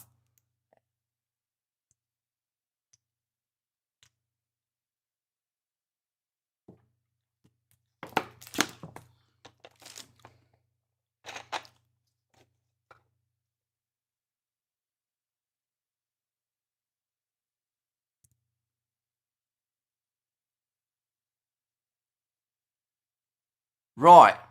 So the commentator there for New Zealand has just said there, New Zealand are purposely making this a close game because they want to be tested in this quarterfinal because they felt like they weren't going to be. That just sounds like a pretty arrogant mindset if we're being honest. New Zealand giving away 10 penalties. Was that a part of their tactics too? To try and make this game closer. Yes, they've mentioned that they're getting engaged in that kicking battle, but to say that they are purposely trying to make this game close up against the South African side who are purely fired up and dominating when it comes to that kind of physicality game just seems like a coping mechanism. That's a bad take from the commentator. Says cited there, that's a terrible thing to say. Says Shazza. Last week, one of the commentators in South Africa said we should expect South Africa to start packing their bags. And we have good there, I believe in you, Black Ferns. Is that Brian Williams? No, it was one of the female commentators from. I think she's from the Crowd Goes Wild, maybe. And All Blacks backline defense looked trash without Rico. Brian Abanda is the best Springbok play test 124. And also we have got the I blame Razor, says go 6, and that makes no sense, giving away penalties. Yeah, like, it just, don't get me wrong, second half, they have said that New Zealand will probably change their tactics. And I agree, I think that we'll see New Zealand try and run that ball more. But, like, if you're saying they're keeping a game close on purpose, that's called match fixing, and that's illegal. So you can't do that. South Africa owned us second half, says Kiwi in there. That's a book a ticket home, says The Hobbit. Box winning trust, bro. Or trust me, says Rizzy Goat. He's had the wrong game plan, says Jack Toa. Yeah, they thought that they would win the territory battle, but South Africa's back three were running it extremely well. We saw Malinga, we saw Samboya, and we saw Dolph all willing to get that kind of pace going at the back. And even South Africa running it out from their own 22. Arrogance is not nonsense. What a pretentious git, says Kerno Wick. They are match fixing, so many big multis on this game, says Knight. And also lights out early tonight. And Australasia saving the climate, says Paul. Exactly, Amish, says Shazza. And utter rubbish from the New Zealand commentator there, says Nick. And is it genetics? It's why don't New Zealand men team never have beards? I don't know if it's genetics. I think most of them just shave it. It's just easier, I guess. You get less friction on the face while you're in the rucks. And some guys just fully grow it out, don't they? Oh, we have got the Oasis not free on New Zealand TV. I think it should be, 100%. If it was on Prime, that would be fantastic, but unfortunately just on Sky. And why aren't you calling these games on Sky, says Stephen? Well, I don't think I'm very qualified for the role. We've just seen their carries, 105 for South Africa compared to, I think it was the 19 from New Zealand. Only one commentator to rack up the whole South African country. Says, wait, what? And well done for calling it out, Hamish. Well, it just sounded like unless, of course, it was done as irony, trying to joke about the fact that New Zealand were playing in that way. But I don't think it was. I think it was genuinely serious that, like they were saying, New Zealand were purposely trying to make this game closer so that they can be tested in this game rather than winning easily. Only one commentator. And also we have got there, be right back, calling Joe Schmidt. Stop this nonsense, says Jake. If that's what New Zealand are giving away penalties and it backfires, good job, says Morris. Yeah, it only takes one more penalty just out from their own goal line and they could end up with a yellow card, go into the bin, and then it's all on for young and old in that second half. South Africa have that 7-1 split, so they will certainly bring that physicality in the later stages of the game. Give it to Mbocki, says Tyrone. I love that. I didn't even hear you swallow, thanks. Was that when I was having a drink of water? I guess a bit of practice. Wait, with water. Sounded bad, didn't it? Didn't mean it like that. For South Africa to win, they need even more ball. Yeah, well, at the moment, they are sitting there at the moment on that 81% possession for the South Africans. I think if they have 80% in that second half, they'll be pretty handy as well. The comment reminds me of some of the past comments made by Sky Sports NZ. Says Inferno, and Sky killed watching or rugby watching. Yeah, like these games should be on TVNZ or they should be somewhere free to air. Just because, it's a World Cup at the end of the day. People love to watch and get behind the sides. And most of the people, the thing is, the ones who don't have Sky regularly normally won't end up buying it just for a World Cup because of how expensive it is. So at least you'd have them watching. You can get some sort of ad revenue, I guess, out of the free-to-air TV too. Hamish, I just can't wait to see your haircut, says Sean. Yeah, it's going to look rough. It's next weekend. I might have to wear a hat so that I can hide it for a little bit. Wouldn't that be just annoying? I get the buzz cut and then I just wear a hat on every live stream so you never see it. I won't do that though. I'll end up giving up and taking the hat off. Pretty shocking. It's a quarterfinal. Thought it'll be on free TV.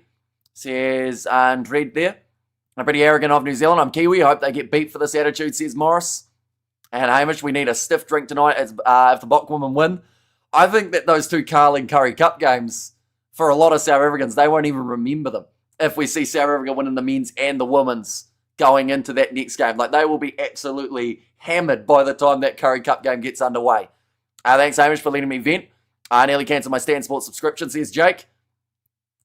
And also, Tight Game says Ghost there. And I don't understand why South Africa won't kick when their team is within their own try line.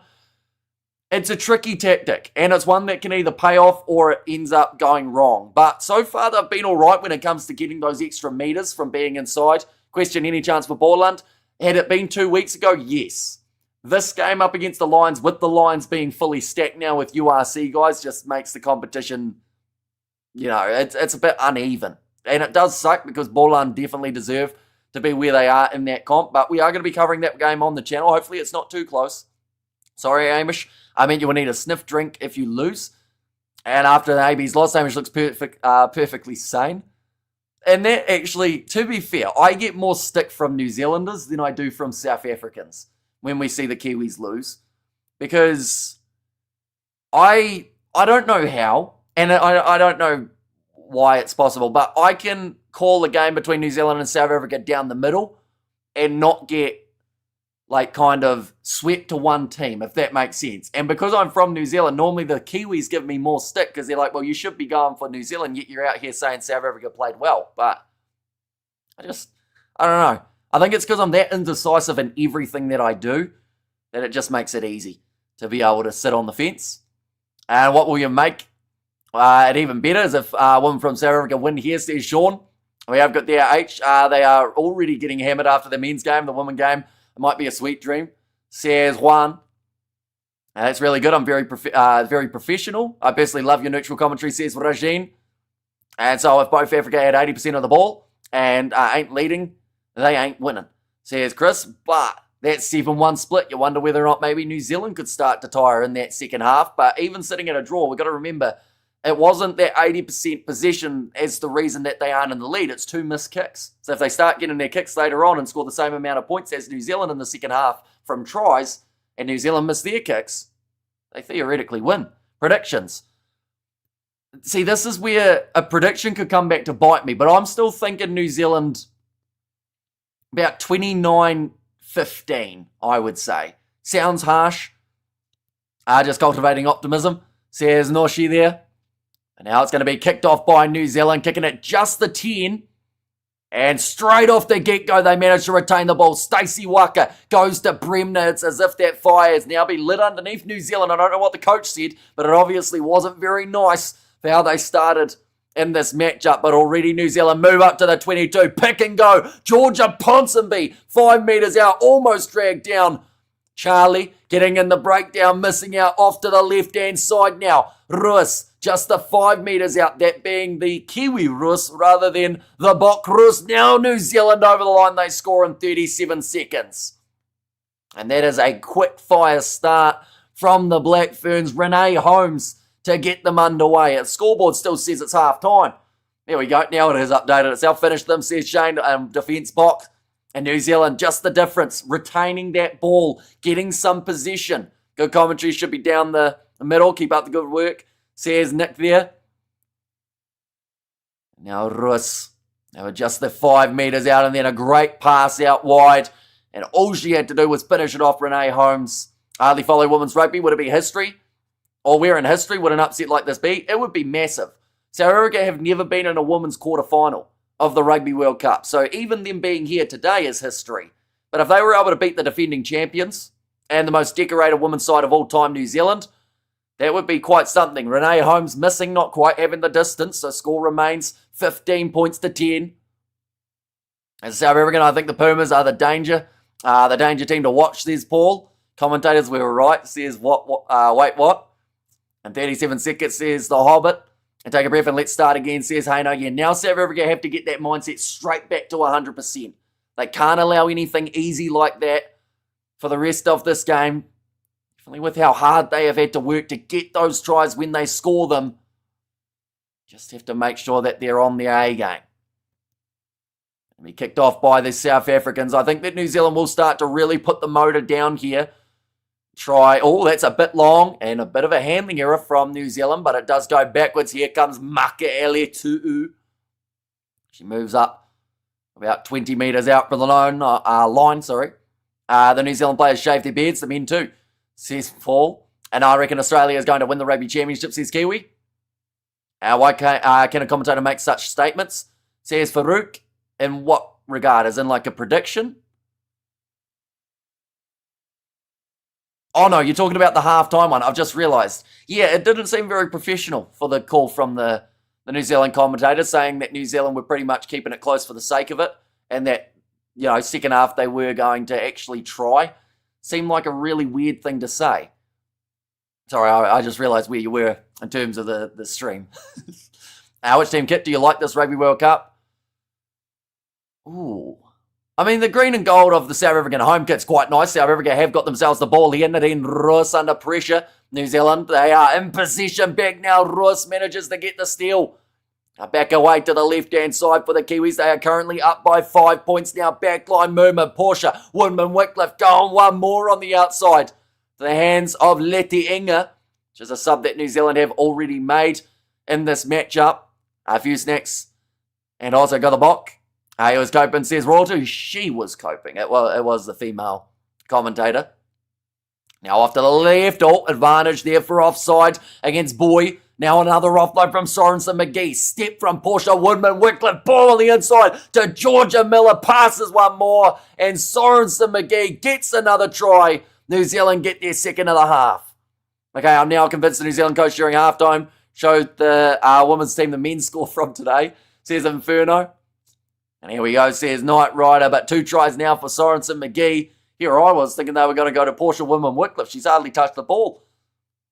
Comparison to Braxton in this game. Let's clear out the bench, says Haino. Yeah, this might be the time to do it. When the momentum is starting to slip a little bit away from South Africa, that is when they really have to get back into this game. A nice commentator is from Invercargill, says, what?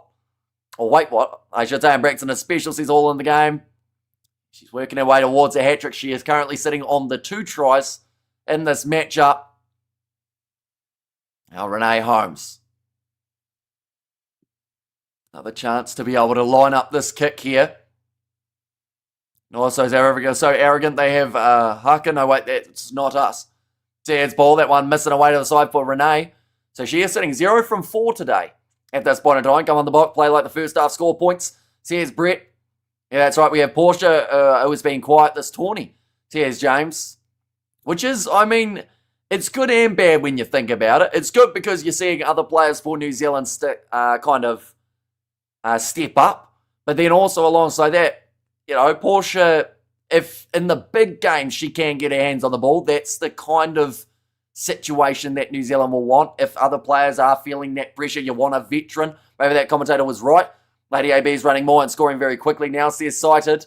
As a halftime, it is currently not. The score sitting 20 points to 10 as we see Georgia Miller make her way from the field. New Zealand feeling comfortable with that 10-point lead to be able to switch her out. Marnie Libot-Kurz has found a new home in this match.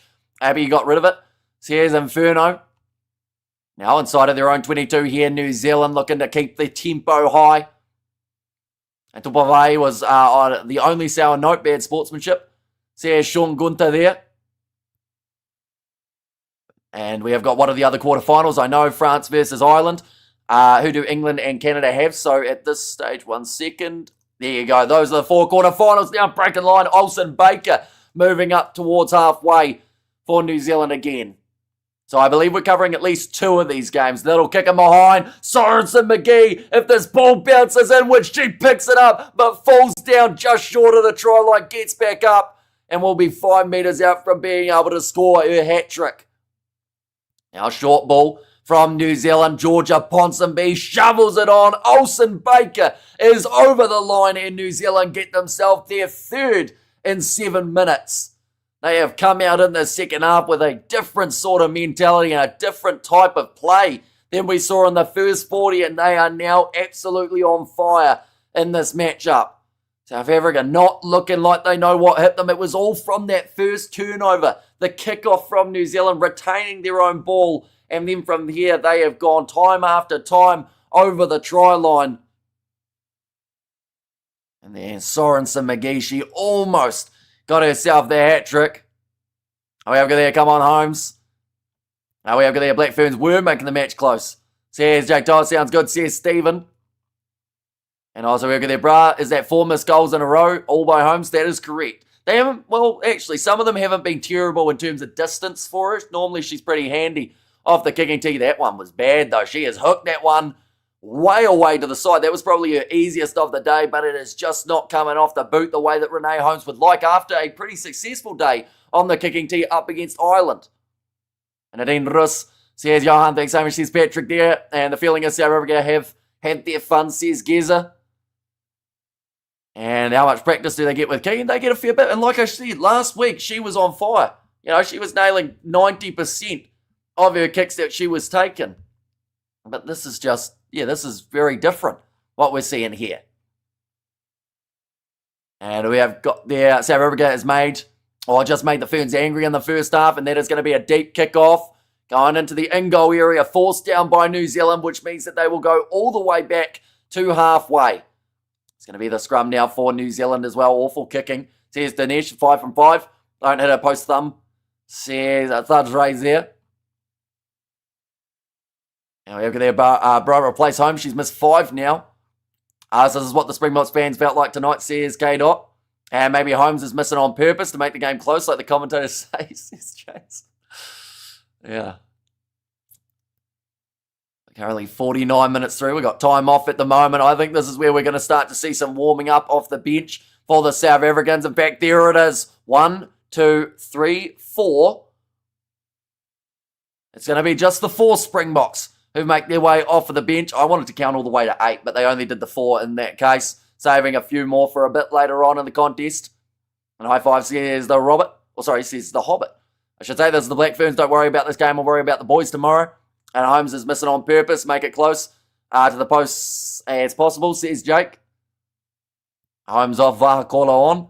Says Shane there as well. We do see there Jacobs has made her way on. Warlock is on for Lochner.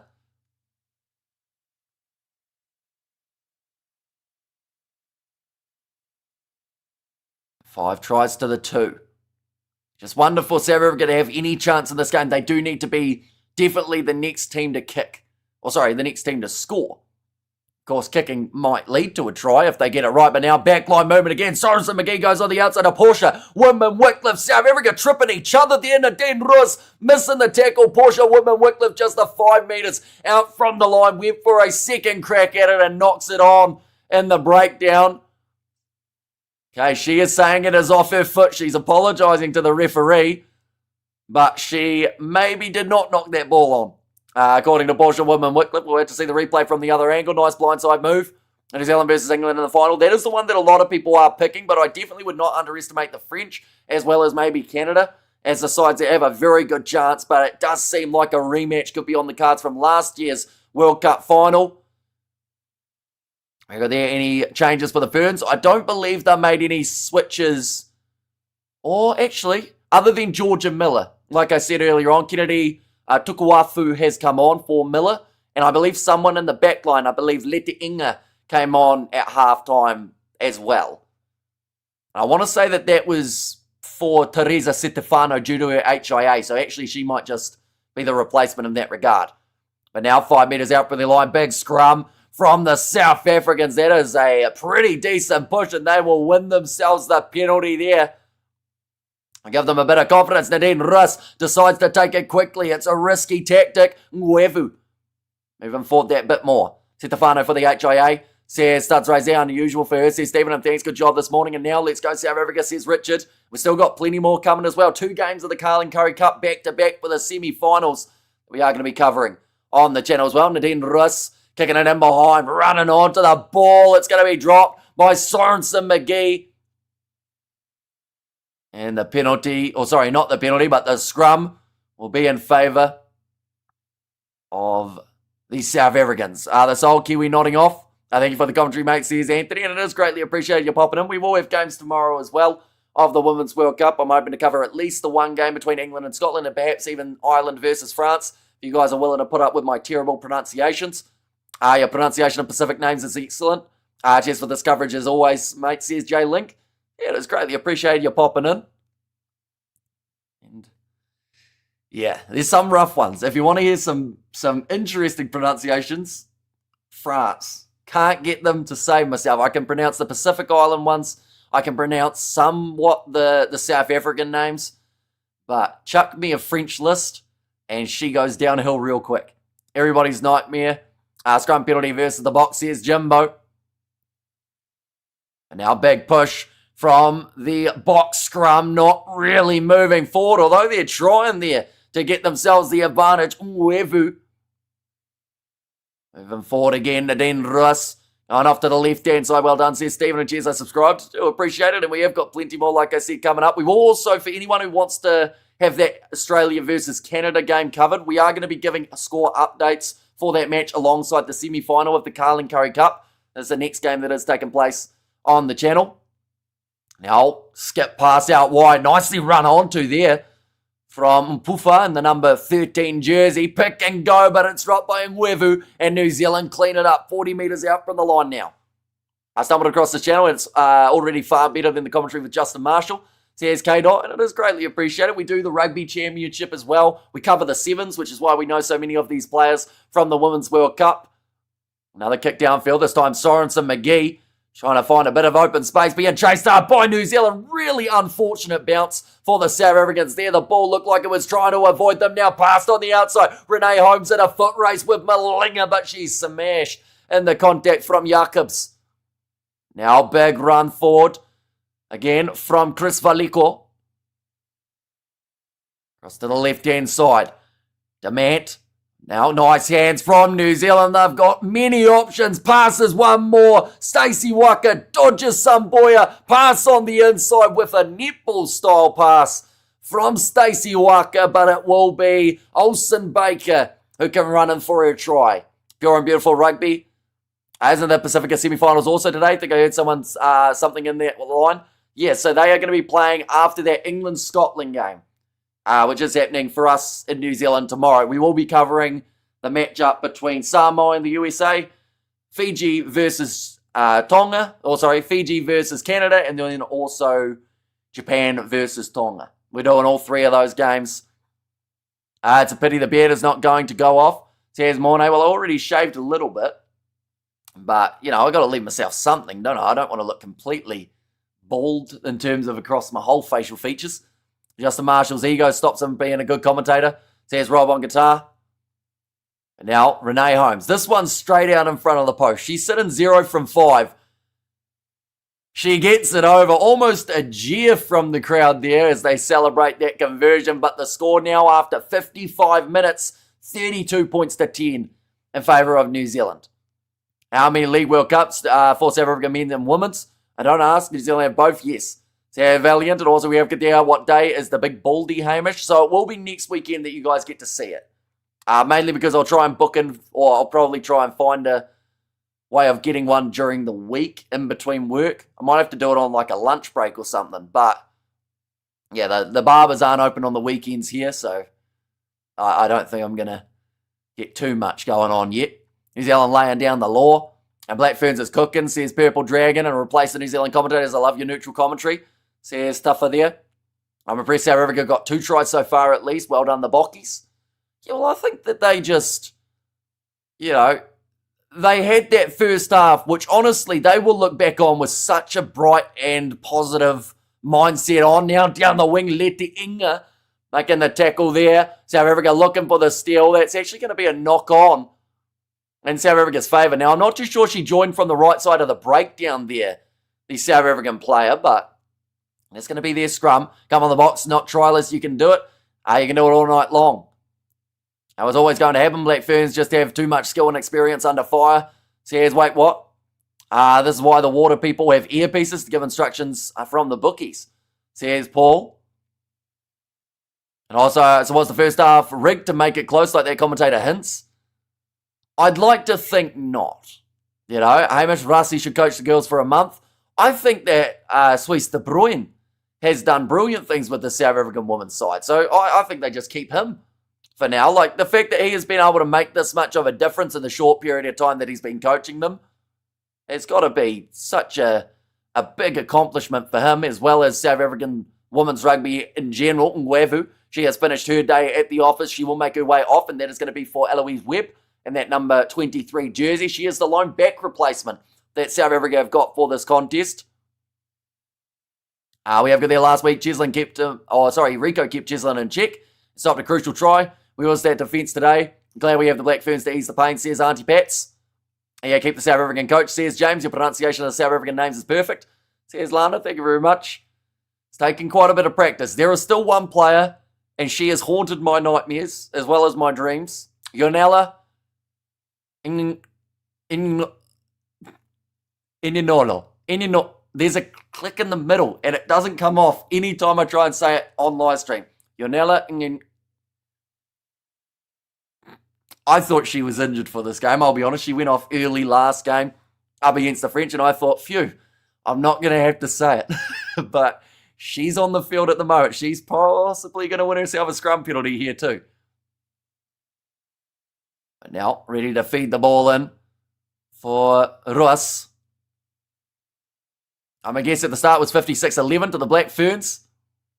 Now, big push. Ball is still available. Starting to move a little bit further. Trying to get that penalty, not quite doing. Now Janci Funds Rensburg with a skip pass, goes backwards, picked up by Eloise Webb for her first touch. However, they're beating Italy, you know they suck too. But the point of that game is the fact that South Africa beat a side that, you know, they weren't theoretically supposed to beat. Italy were one of the teams that pretty much got ridden into the quarterfinals from the get-go, alongside in that group France. But South Africa didn't allow it. They beat them in a close, gritty, grindy type of performance. Now another turnover here. New Zealand back in position. And still proud of our Bockies, says Felicia there. Absolutely. They have had an incredible World Cup. And, you know, they're 23 minutes away from more than likely going home here. But what they've been able to do in the time that they have been playing is just absolutely incredible. You know, for a side that only 1 or 2 years ago, when they played up against the sides like Italy, were losing by 30 plus points, to now being through to a quarter-final of a Rugby World Cup for the first time ever. It is only up for this women's side. Yonela, yep, that's the one. She almost rolled off my tongue last game for half a second. Yonela, no.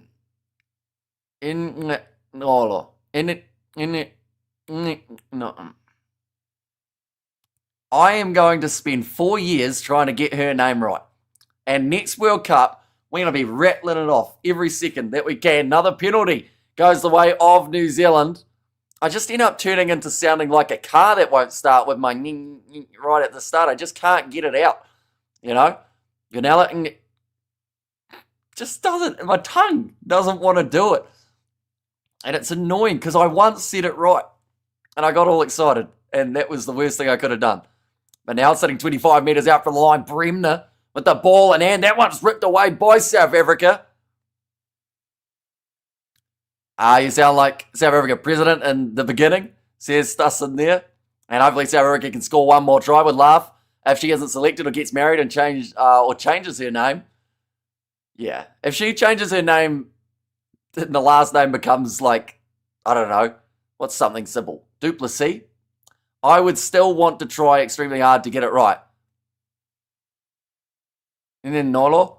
I feel like without the click I can almost get it, but I know there's a click in there. And it annoys me if I don't get the click in.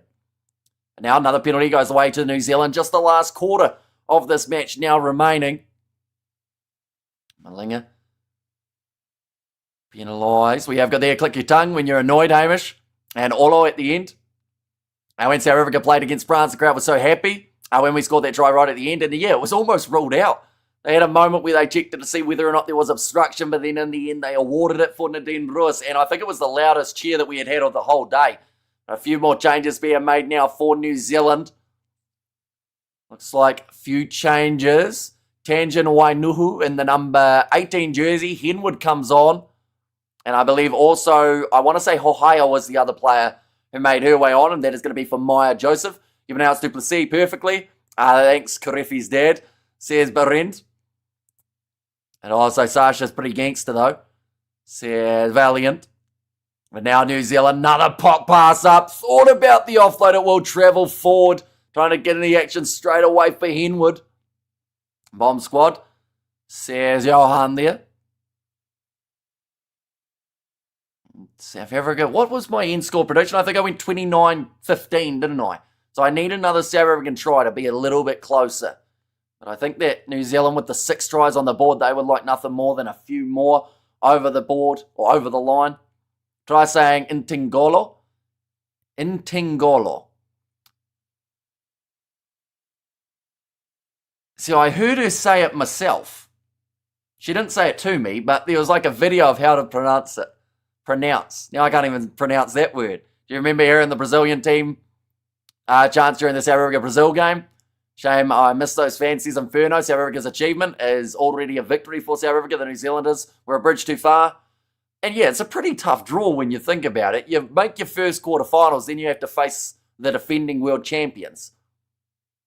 But I would still say this game is miles closer than a lot of people thought. It would be another penalty this time going the way of these South Africans. I think that may have actually been won by Yornella.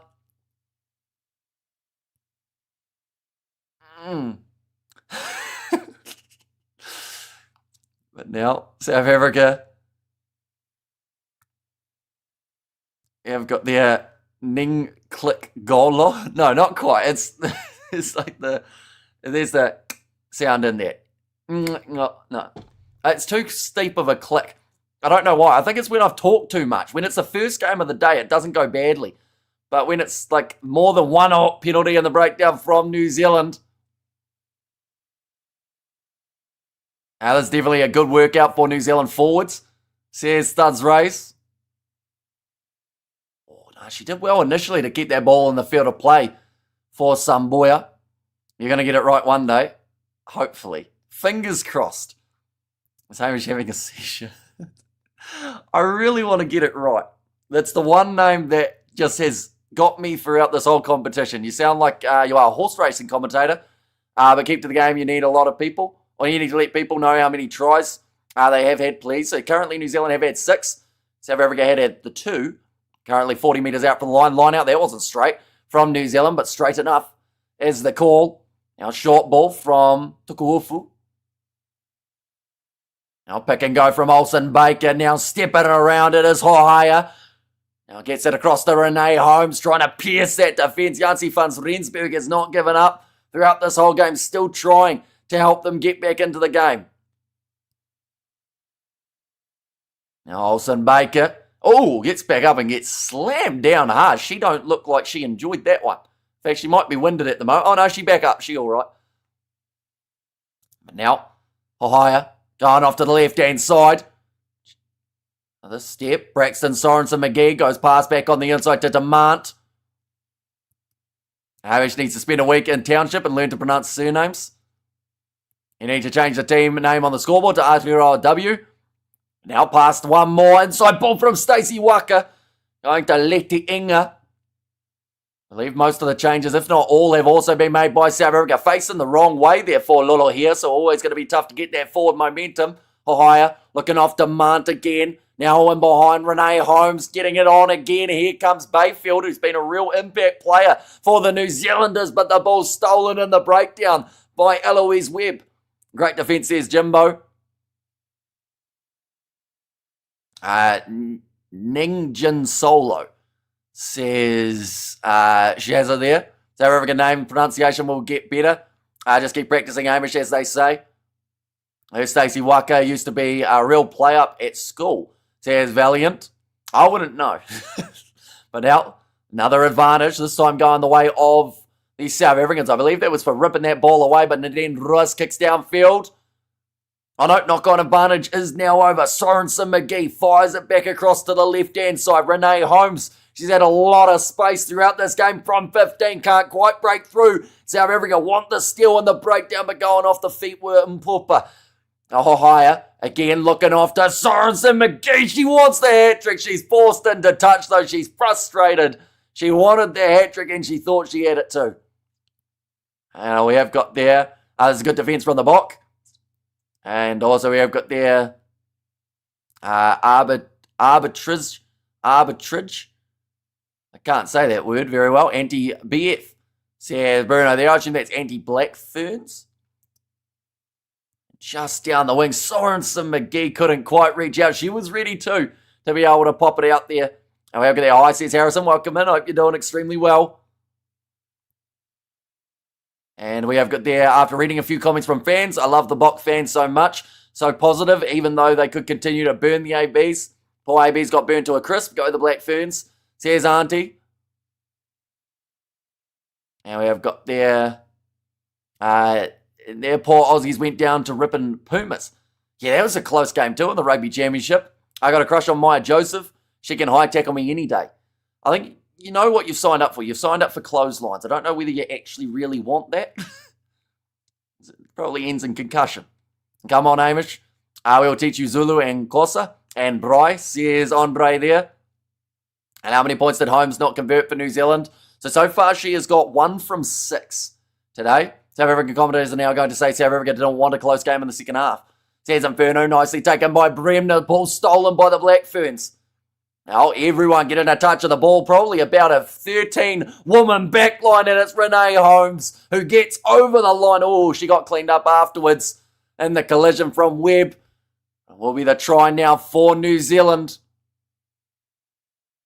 Oh, Holmes has a limp here. She doesn't look too flash, and I think she's decided to give the ball to one of her teammates to go for the kick. It looks like Sorensen McGee will be in charge of it now. New Zealand commentators are now going to say South Africa. Oh no, I read that one, didn't I? I want all those clotheslines. Says Jake. And watch how Hamish these bockies are playing with you. Says, wait, what? And also, don't tell me the score is will be 42-10. Getting close, depending on whether or not this kick goes. Oh no, in fact, unless they took a 3, which I don't think they would later on in this game. Renee Holmes, yay. Says, wait, what? Come on, I need Portia to get a try. Where'd that go? Portia to get a try so I can win $6.78. Says Chris, oh sorry, that was from Kiwi, but that kick from Sorensen McGee has gone over. Has she just done enough to become the goal kicker for the next game? Because she's sitting 100%. And at the moment, Renee Holmes is sitting 1 from 6. A late tackle on Ren. And then Kiwi number 14 looks like she should be doing trigonometry at a high school. Says Katzenell. And nice, says the AI underdog. And go the box, says Brian Pan. Score now sitting 39 points to 10. Still the 14 minutes remaining. This game at halftime was 10-10. Starting to get that little bit more one-sided, but there is absolutely no denying what we have seen in that first half from the Black Ferns, and as well as South Africa, you know. For the Black Ferns to fight back in this half has been impressive, but also what we saw throughout that first half was incredibly impressive as well for these South African ladies. Now, Makaeli Tu'u, about 22 metres out from the line. No, $6,789. Okay. So you had the dot in between. So I thought maybe it was just that $6.78. And I was thinking, geez, you're going very specific with the millicents in there as well. Now on the halfway line, Dolph, first attacking chance for her of almost the last about 30 minutes worth of game. Are you doing the next game? We are going to be doing the Curry Cup semi-finals, but giving updates on that Australia-Canada game, doing a little bit of a co-commentary, watching both games type of setup. Penalty now goes to New Zealand.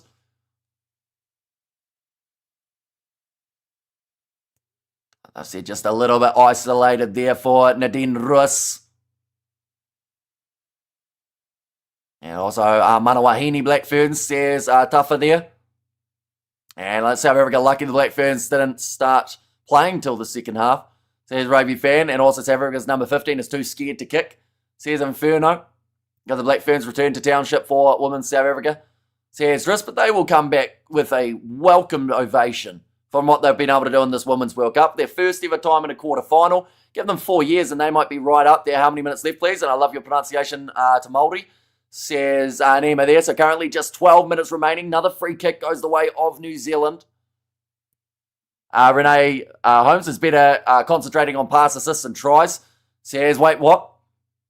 And the latest score at the moment is 39-10. Ball ripped away for the South Africans. Uh-oh. She looked like she might have got another injury here, Yonela Inanolo. See, that's kind of close, but I don't like the fact that I don't have that little click in there too. Now, nice run from Malinga. And Inanolo. It hurts every time I say it. It just, my brain, my tongue. She's got the ball now, Yonela. Yep, Nadine Russ. Back across to the left-hand side. Ouch, Jason. Might get some rump steak, though. What happened there? How do we end up on steak? And team needs to be told. Braxton needs her hat-trick, says Knight Rider.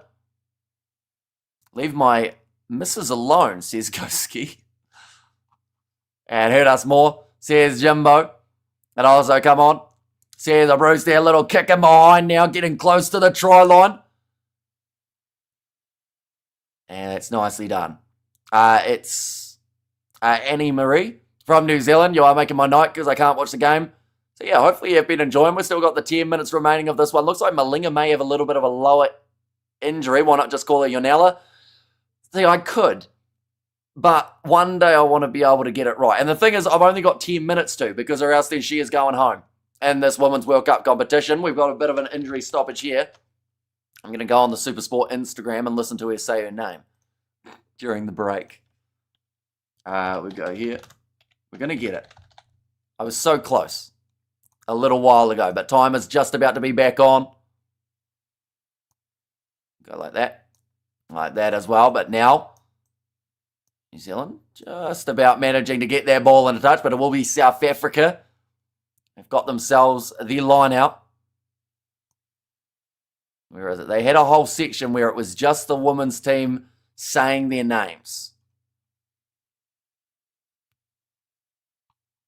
which was very handy back at the start of the competition. They've actually posted a lot on Supersport, I see, since the start of this whole competition too. But line out throw here for the South Africans. Awkward bouncing ball. It's a knock on from New Zealand. 10 metres out from the line. And big chance here for the South Africans. Pick and go again.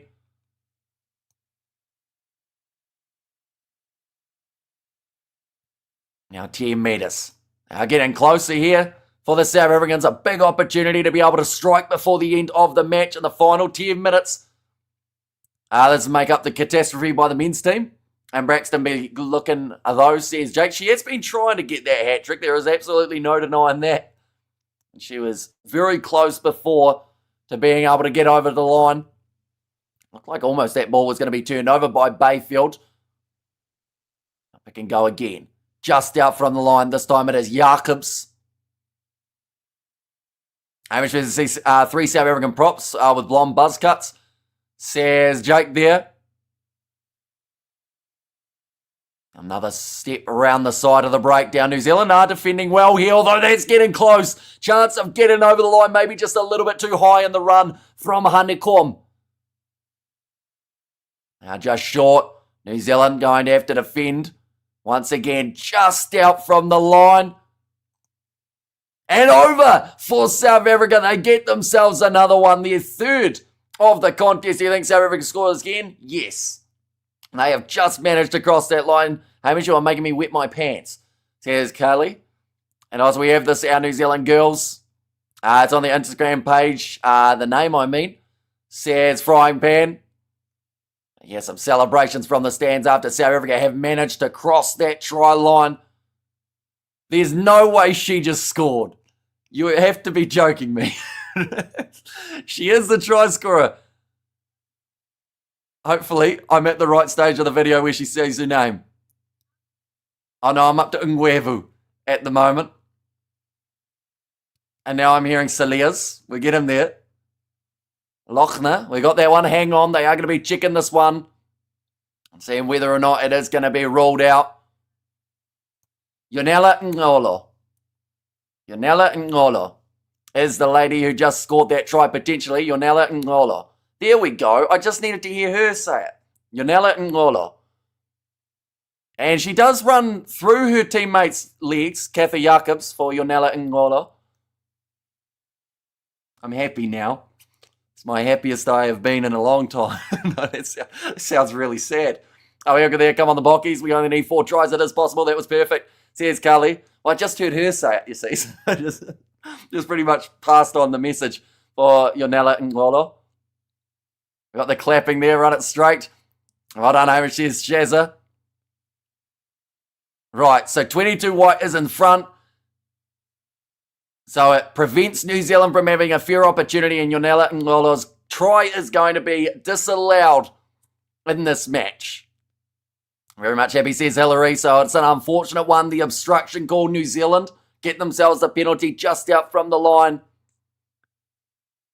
But it's not the first time Yonella Ngolo has actually been close to scoring. I'm just going to keep on saying her name as much as I can now. I hope you guys don't mind. But now Renee Holmes. She'll kick this one towards the sideline. Revenge for the All Blacks. Says Yol in there. Just go into touch. And on to the semi-final for the Black Ferns. And they will be facing the winner of Canada versus Australia. That game kicking off in 1 hour, 15 minutes time. Now, in an hour, we are going to be doing the Currie Cup semi-final. But also, while we are at it, we are going to be doing the updates of Canada versus Australia. So be sure to check it out. I will teach the clicks. The clicks come from the Khoi and San, which is the First Nation Indigenous people. Or Indigenous, sorry, says Ronald. We have got their tragic, forced to pronounce their name due to a disallowed try. I was going to start saying it anyway because I was getting through the video slowly.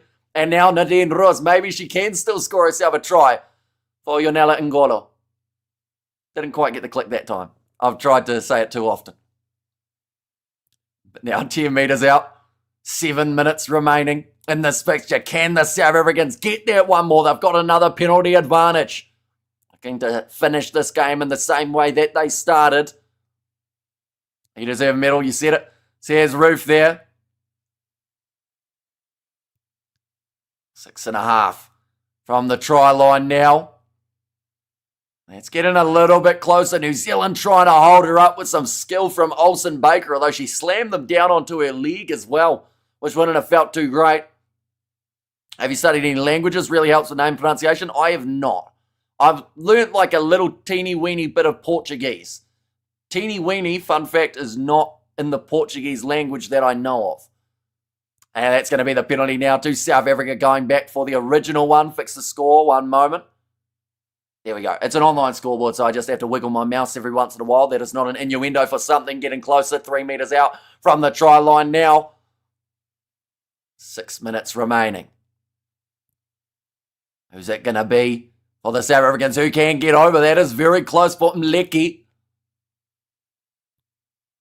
Pick and go again.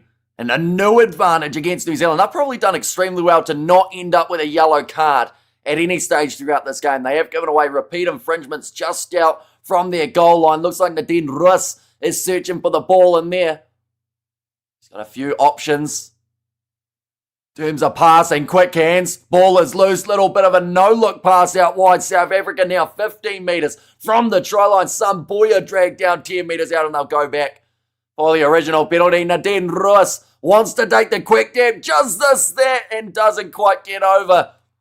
Again, just short of the try line. Pick and go. 1 metre again separating South Africa from their final try, perhaps, of this contest. Going in and trying again. This is just a pile of women at the moment. Trying to work out whether or not there is close to a grounding. There is now this time. And they will get another one. I think it was Makua who does end up scoring it off the bench. We have got there, need to take 5 off the South African score. Says Chris, well, we have to give it straight back now as well. There we go, we'll give them it back. We have got there, yes, says Hano. And there, at least the Black Ferns have got great defence, says Auntie. And it's tested them throughout this game with South Africa in such physicality, just out from the try line. And once the one New Zealand have been slightly susceptible to, though, the couple phases in a row and then just round the side, why did the score change? Because South Africa scored. We have got there, B-ton time. Says Josh.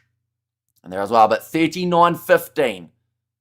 What was my end score prediction? 29-15. I just went 10 points too light for New Zealand. Nice try for the box, says Brett.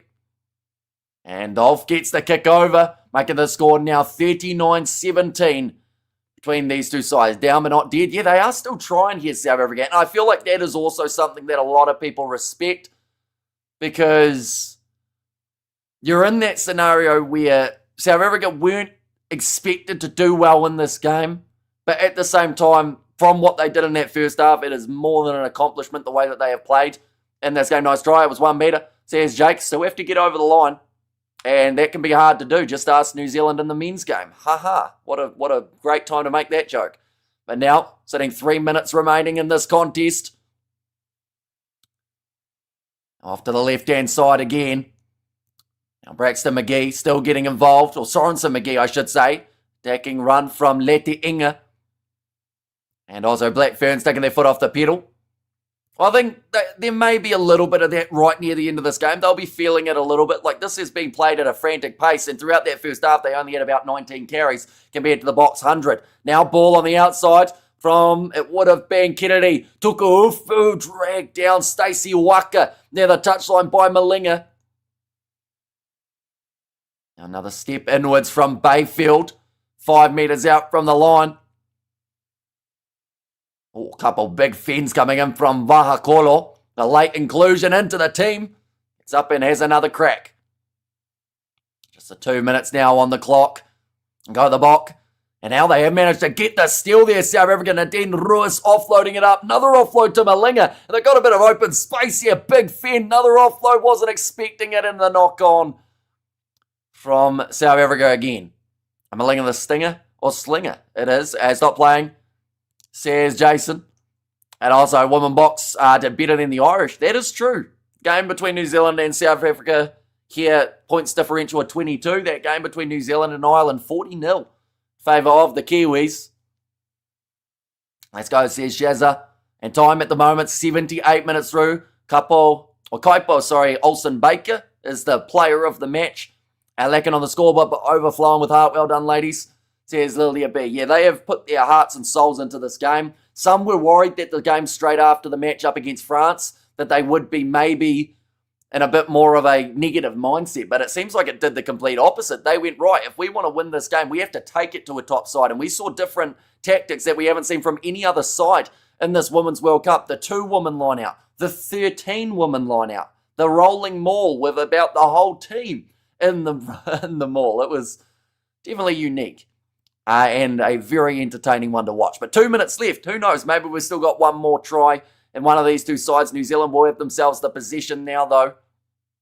Sitting about 30 metres out from the line.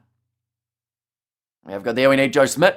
He should have been Fozzie's successor.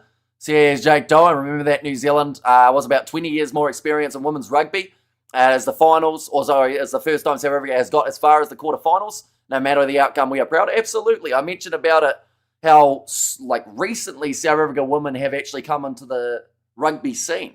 New Zealand have had quite a bit of experience throughout the years, and South Africa will have a lot of future greats. They just need that time, and I think that, De Bruyne's done a brilliant job with this team. He's got them in the right direction. He's shown them that they can do well and make it to quarterfinals, and that is where they can only get better from here on out. Now, front row's going down. Going down on this near side for Kate Henwood. And also Yonela Ngolo. If you couldn't tell, I just listened to her say her name again. We beat your scummy tactics, says Tuffa there.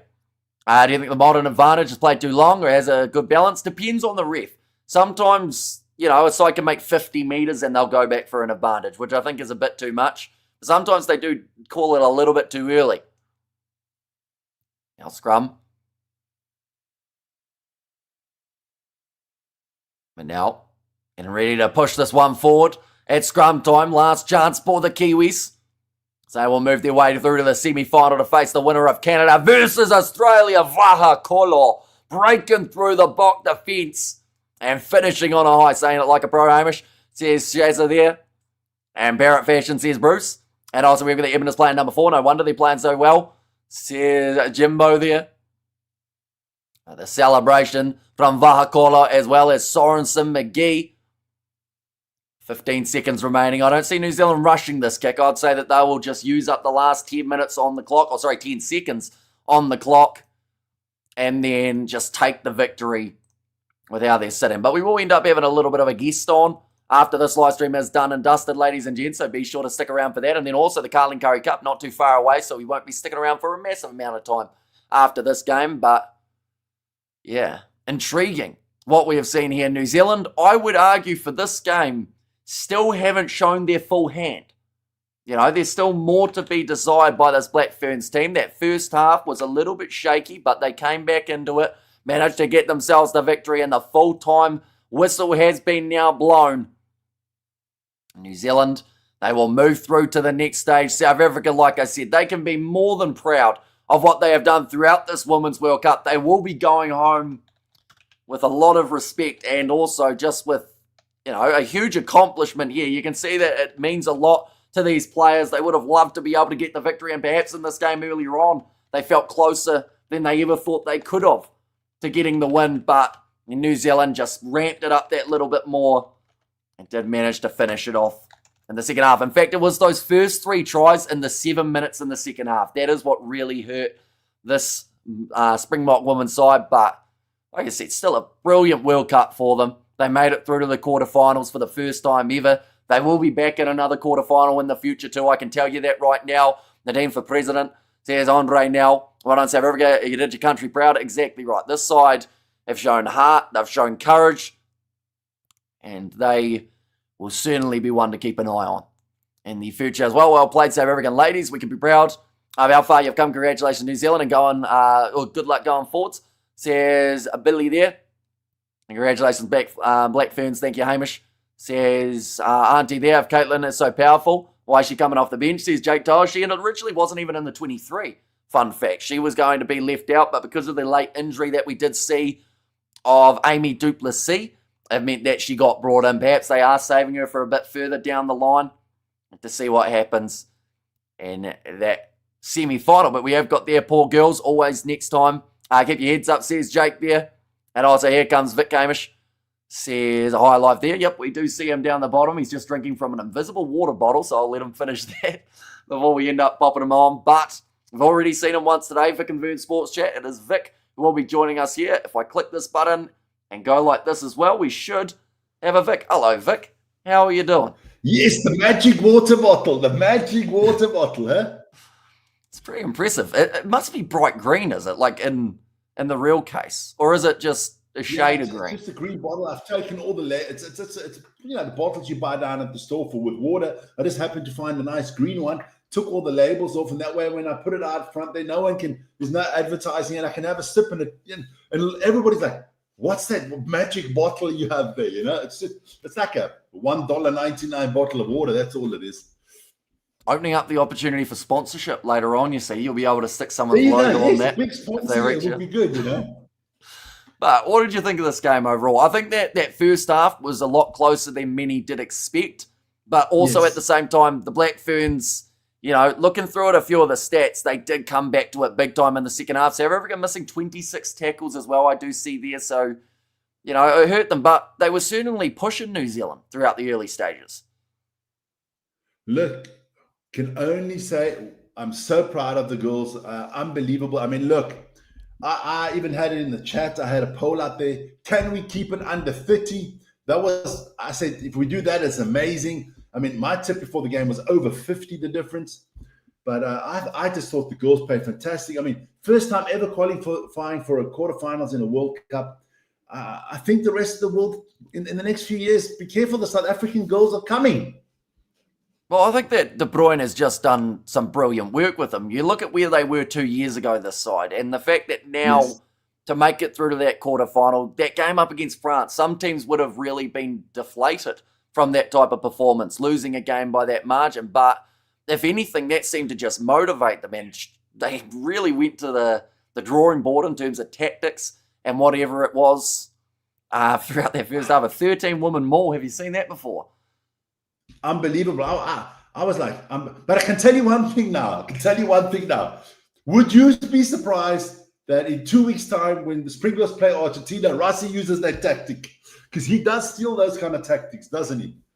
He has used a few of them, hasn't he? He had that schoolboy rugby midfield line out. The 13-man line out is something that World Rugby, I feel like the thing is, South Africa did it here.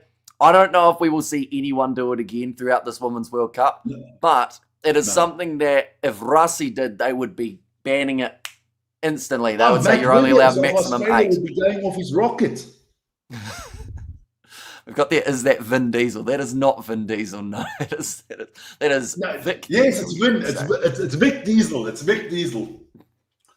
We've got also women's teams are going to get closer in skills. Absolutely. I think that the lower ranked sides in this World Cup have shown that as long as you've got that passion to try and grow, And I think that we've seen that with a lot of the lower ranked teams. Even if you look at someone like a Brazil, the fact that even late in a game they still want to win. Spain, the exact same, how they will want to score that last try in a contest.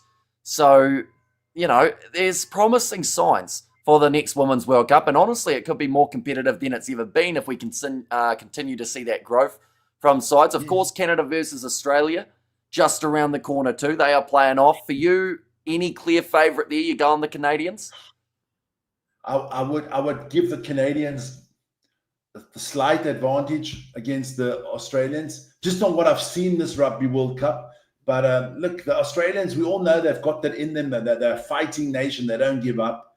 But this Rugby World Cup, this Women's Rugby World Cup has been great. I mean, look, the thing is always, New Zealand's at the top, England's at the top.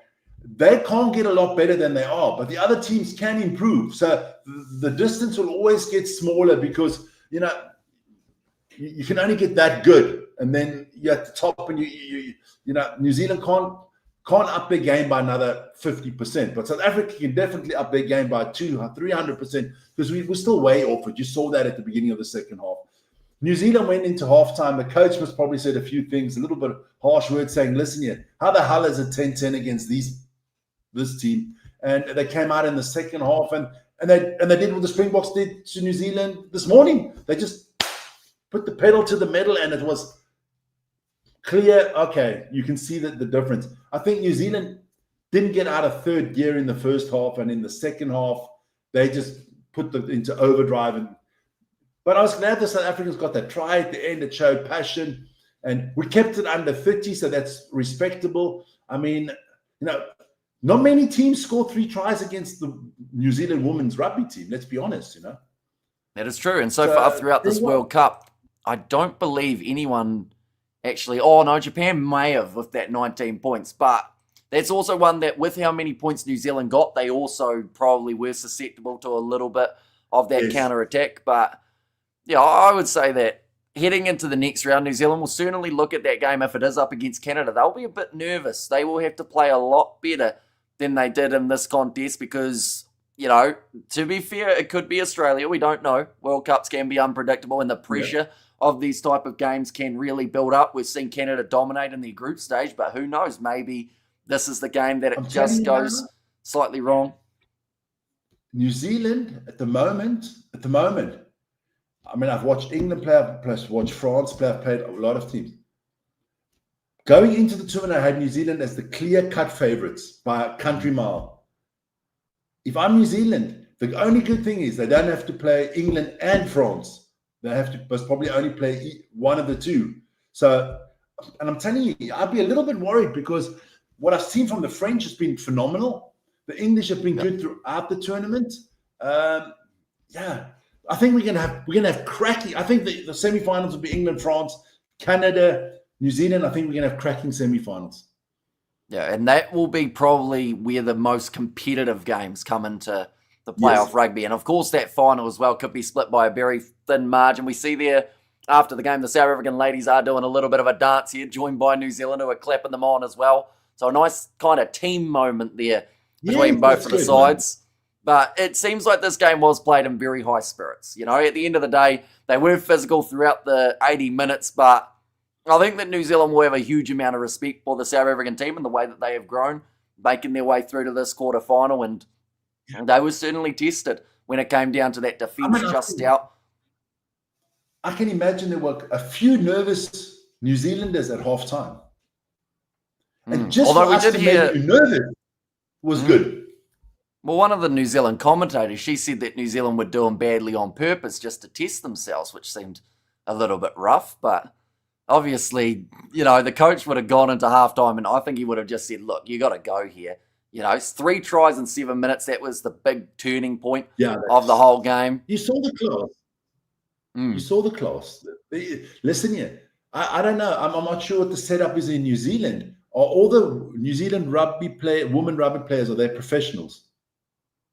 Most of them have got NPC contracts. And then you've also got the ones who are in Super Rugby. And quite a few actually from this World Cup have picked up, I believe, English contracts for certain sides over there. The likes of a Georgia Ponsonby and whatnot seem to have gotten themselves deals. So, it's definitely much more professional than it is for South Africa in terms of who is where, in terms of, the level that they play. But that just makes the South African side that much more dangerous. The fact that, like you said, they've got a high ceiling and they aren't even anywhere near that potential as of yet. But once they get there, as soon as they get there, it's going to be a real threat to the World Rugby Women's World Cup. But nonetheless, there's a few more games taking place in the very near future. The Carling Curry Cup just around the corner.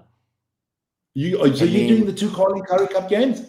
That is the plan. I don't know whether or not to keep the suit and tie on. I've had it on for about 10 hours at the moment. The Carling Curry Cup is you got to be, But I got to say one thing, You're talking about how after the game, the New Zealanders were joining in the South African girls dancing. That's something I do like about the younger generation. In my generation, that would never fucking happen.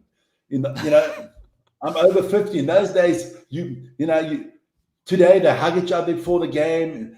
I mean, even me, when I used to play professional, even I had friends that played on other teams. I wouldn't talk to them before the game. I wouldn't shake their hand before the game. I was like, F you, my son. During the game, you pound them, and then and we wouldn't talk off the game. Once you get out of the shower and you went for dinner and a beer, that's something. But that's what I applaud about this new generation. Everybody, they respect each other. We didn't.